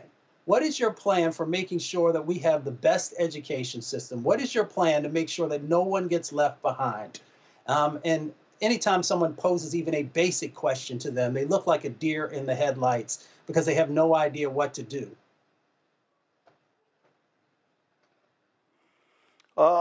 Trust me, these people who keep playing games, well, they effed around. They about to find out, Larry. They sure are. And, it's interesting. I want to kind of flip this a little bit because we heard a lot. We talked about a lot of federal workers being laid off, and, we talked about concerns about relating to dismantling Social Security and Medicare. And as Mustafa highlighted, a very important point, it's going to impact those states that depend the most on the federal government. But my hypothesis on this, Roland, is that these folks, obviously, they voted for it. But also, what I think is that the Republicans and these people that voted, they want the pain, right? Because we already know that, white folks don't vote in their best interest for generations. And so it's like they want this pain to be inflicted, not only obviously on everyone, but particularly in their own communities, their underserved communities, which can, in many respects will create more white resentment. So we just have a cycle of it's like an abusive relationship. These people essentially are asking them to be mistreated, and then they're angry at the wrong people. We talked about this anti-DEI, which is more pro-Jim Crow policies. Their anger should be focused on oligarchs, but it's really focused on regular, everyday Black folks and brown folks who are just trying to live their lives, take care of their families. So I think it reminds me of an abusive relationship that the abusers never held responsible, and that somehow this anger is displaced and then focused on communities that are most at risk. Randy? I couldn't agree more. I believe that they're running on hate. That is the center of this whole administration. So I don't even think they're paying attention to who they hurt. And the people that are suffering don't know where to point the arrow. They're so enamored with Trump and his administration and so lost and not even looking at things objectively that they just, as they suffer, they blame the wrong people.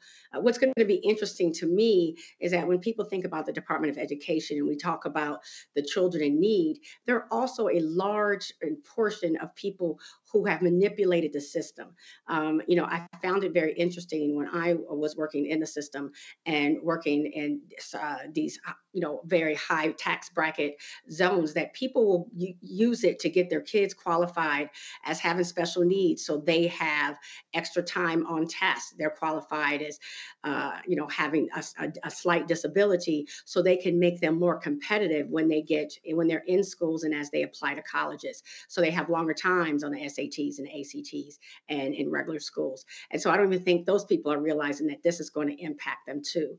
And lastly, I'll just say that for a dictatorship to work, you need to keep your people unintelligent and uninformed. And, just as they're attacking the press, they also want to attack our education system and make us weak because we only are as strong as we are able to think and that we're getting information.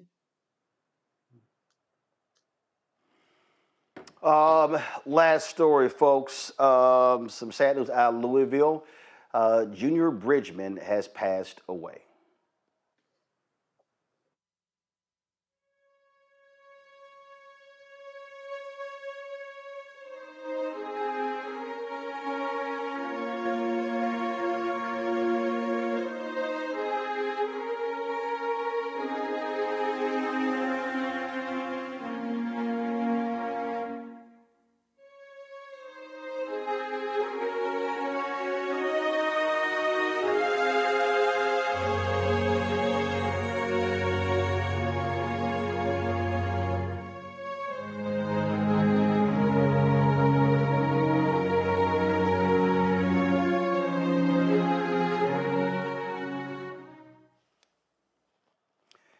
His actual name was Ulysses Bridgman, but he was called Junior Bridgman. Played 12 years in the NBA, most notably for the Milwaukee Bucks. Never made more than $300,000 a year as a player, but once he retired, went into business. And he, of course, became a franchisee for Wendy's and some other businesses. And then he became a Coca-Cola bottler, owner of an aluminum company. Last year, purchased a 10% equity stake in the Milwaukee Bucks, where they, of course, retired his jersey. He, of course, also played basketball at the University of Louisville. Today, Junior Bridgman was speaking on a panel in Louisville when all of a sudden he clutched his chest and said, "I believe I'm having a heart attack."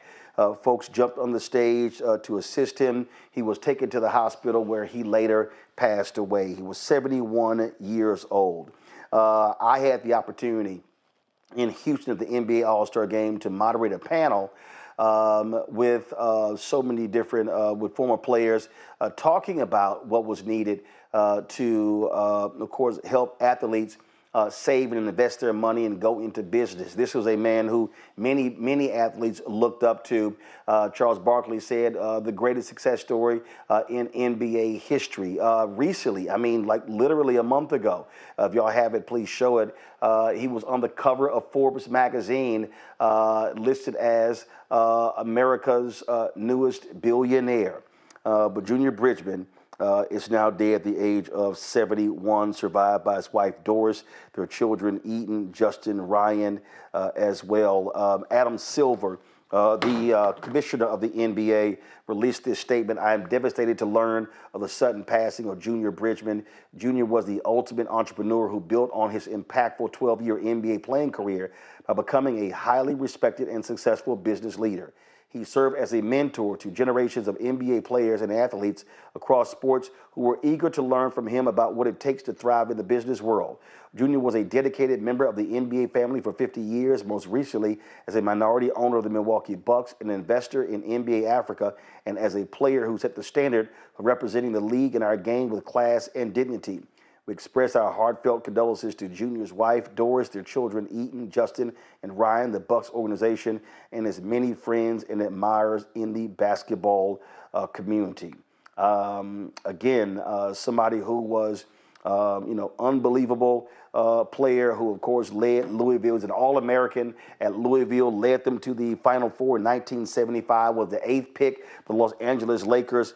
In the 1975 draft, was traded to Milwaukee as part of the blockbuster trade that sent Kareem Abdul-Jabbar from Milwaukee to Los Angeles. He averaged 13.6 points, 3.5 rebounds, and 2.4 assists in 25 minutes per game over his career, where he established himself as one of the best 6 men in the NBA. He also served as president of the National Basketball Players Association from 1985 to 1988. And again, what's amazing, Mustafa, I'll start with you. He made a combined $2.95 million in his playing career, never more than $300,000, and later became a billionaire. Certainly tragic news out of Louisville with the passing today of Junior Bridgman.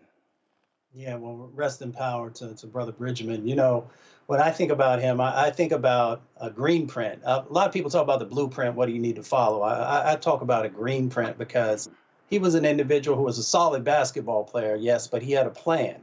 And, you can take a look at how he moved and emulate some of that. So whether you are a young athlete, whether you're making money on the college level now that you can, or becoming a pro, you need these types of individuals to be able to help you understand what a North Star actually looks like. And not only, was he a great businessman, but he was also a great philanthropist as well. So, it's great to make a lot of money, but the question then becomes, what do you do with it? And how do you make sure that you're giving back? So, and all that I've learned about him, he was able to do all of the things that are necessary to be able to say that I lived a life well done. Larry, he was like myself, you and Mustafa, a proud member of Alpha Phi Alpha Fraternity Incorporated, at one point owning 450 restaurants, later, of course, bought Ebony Magazine out of bankruptcy, as I said, invested in NBA Africa, and he was worth an estimated $1.4 billion at his death. So, Junior Bridgman, I remember playing, obviously playing for the Bucks. I'm a big, Philadelphia 76ers fan. So remember him and Sidney Moncrief, Paul Pressey, and those guys going against my Sixers often in the playoffs. So, that's what initially remember him as a child. And then growing up, continue to read his stories in various, periodicals, newspapers about him being a successful, businessman. And I think it's particularly important to see a black man of his, his stature is provide athletes with an example, a template in terms of what you can do with your wealth, not only in terms, like you said, in terms of his philanthropic work, but also his, hiring, having these numerous businesses and hiring black people and giving back to the community. But seeing him on the cover of the magazine, you don't see that very often. And particularly, like I said, athletes that, back in the day, they didn't make as much money as you highlighted, investing that money and being, in many respects, self-made. So, it's obviously as an alpha man as he enters Omega chapter, I wish all the best with his family during this very difficult time. It is a loss for the nation, certainly a loss for him, people from Louisville, Milwaukee community, and also a loss for Alpha Phi Alpha. Randy, he was 6'5" ball player, but was a gentle giant. You met him. He wasn't brash. He wasn't loud. Wasn't outgoing. Was rather quiet. Easygoing smile. I last saw him at InvestFest in Atlanta a couple of years ago, where we had an opportunity to sit down and chat, and later text message back and forth. But he was really, really focused on trying to help NBA players and other athletes to really deal with their money. I remember a conversation we had in Houston at the All-Star game there. I was on the campus of the University of Houston, where there was a Rolls-Royce dealership, and an athlete came in and bought a second one. And the owner called Junior, and he's like, "Hey, I'll sell it to him, but why does the dude need a second one?" And Junior literally called the brother up. It's like, "What are you doing? Why are you spending all of this money on cars?" And the guy was like, "Well, because I can." He said, "Yeah, but what happens when the money runs out?" He really was trying to really help a lot of these young brothers build generational wealth and not just blow through the millions they earn in the NBA. I think that's so important because we always hear these, tragic stories about how people blow through their money.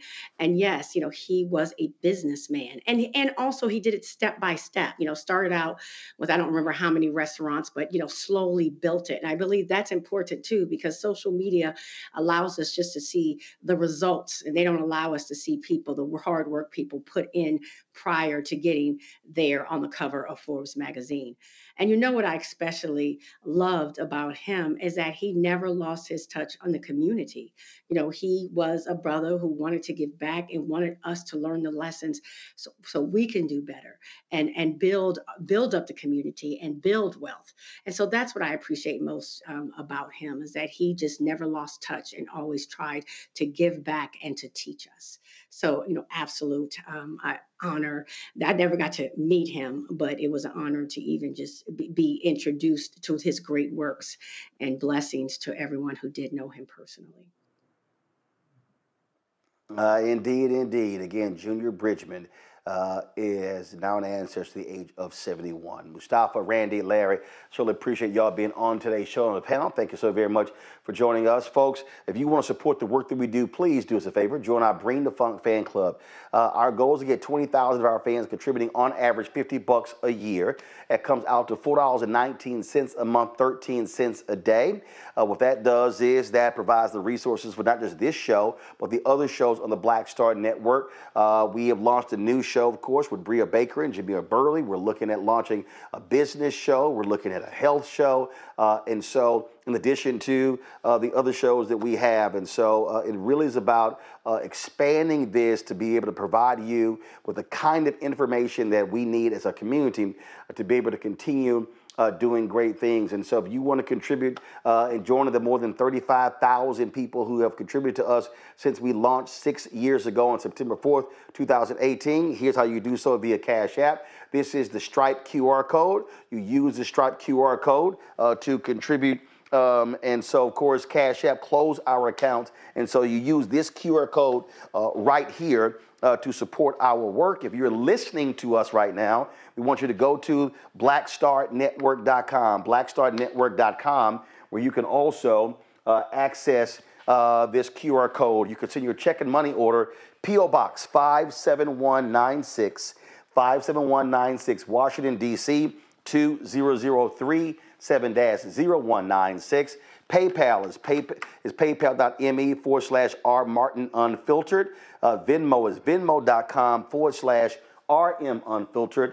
Zelle, Roland at RolandSMartin.com. Again, Roland at RolandSMartin.com. If there are any issues with that email, what you do is you can use Roland at RolandMartinUnfiltered.com. Again, Roland at RolandMartinUnfiltered.com. If you want to download the Black Star Network app, please do so. You can download on Apple phone, Android phone, Apple TV, Android TV, Roku, Amazon Fire TV, Xbox One, Samsung Smart TV. You can get our gear, get our Roland Martin Unfiltered gear, also Black Star Network gear by going to RolandMartin.creator-spring.com, RolandMartin.creator-spring.com, or go to BlackStarNetwork.com. Get our new shirts, hashtag we tried to tell you, FAFO 2025, and don't blame me, I voted for the black woman. Lots of other shirts and merchandise we have on the site, so go ahead and check it out.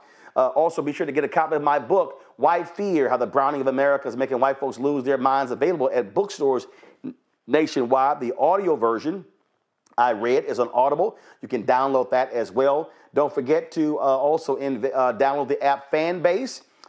Get the app Fanbase. Go to the app or Android store. Or you can also, if you want to invest in the Series A raise, The goal is $17 million. I think $10.3 million has been raised so far. Go to startengine.com/fanbase, startengine.com/fanbase. Folks, that's it for me. I appreciate all of you watching today's show. Please, again, help us do the great work that we're doing. We got some great things lined up for you in 2025. Cannot wait to continue that work.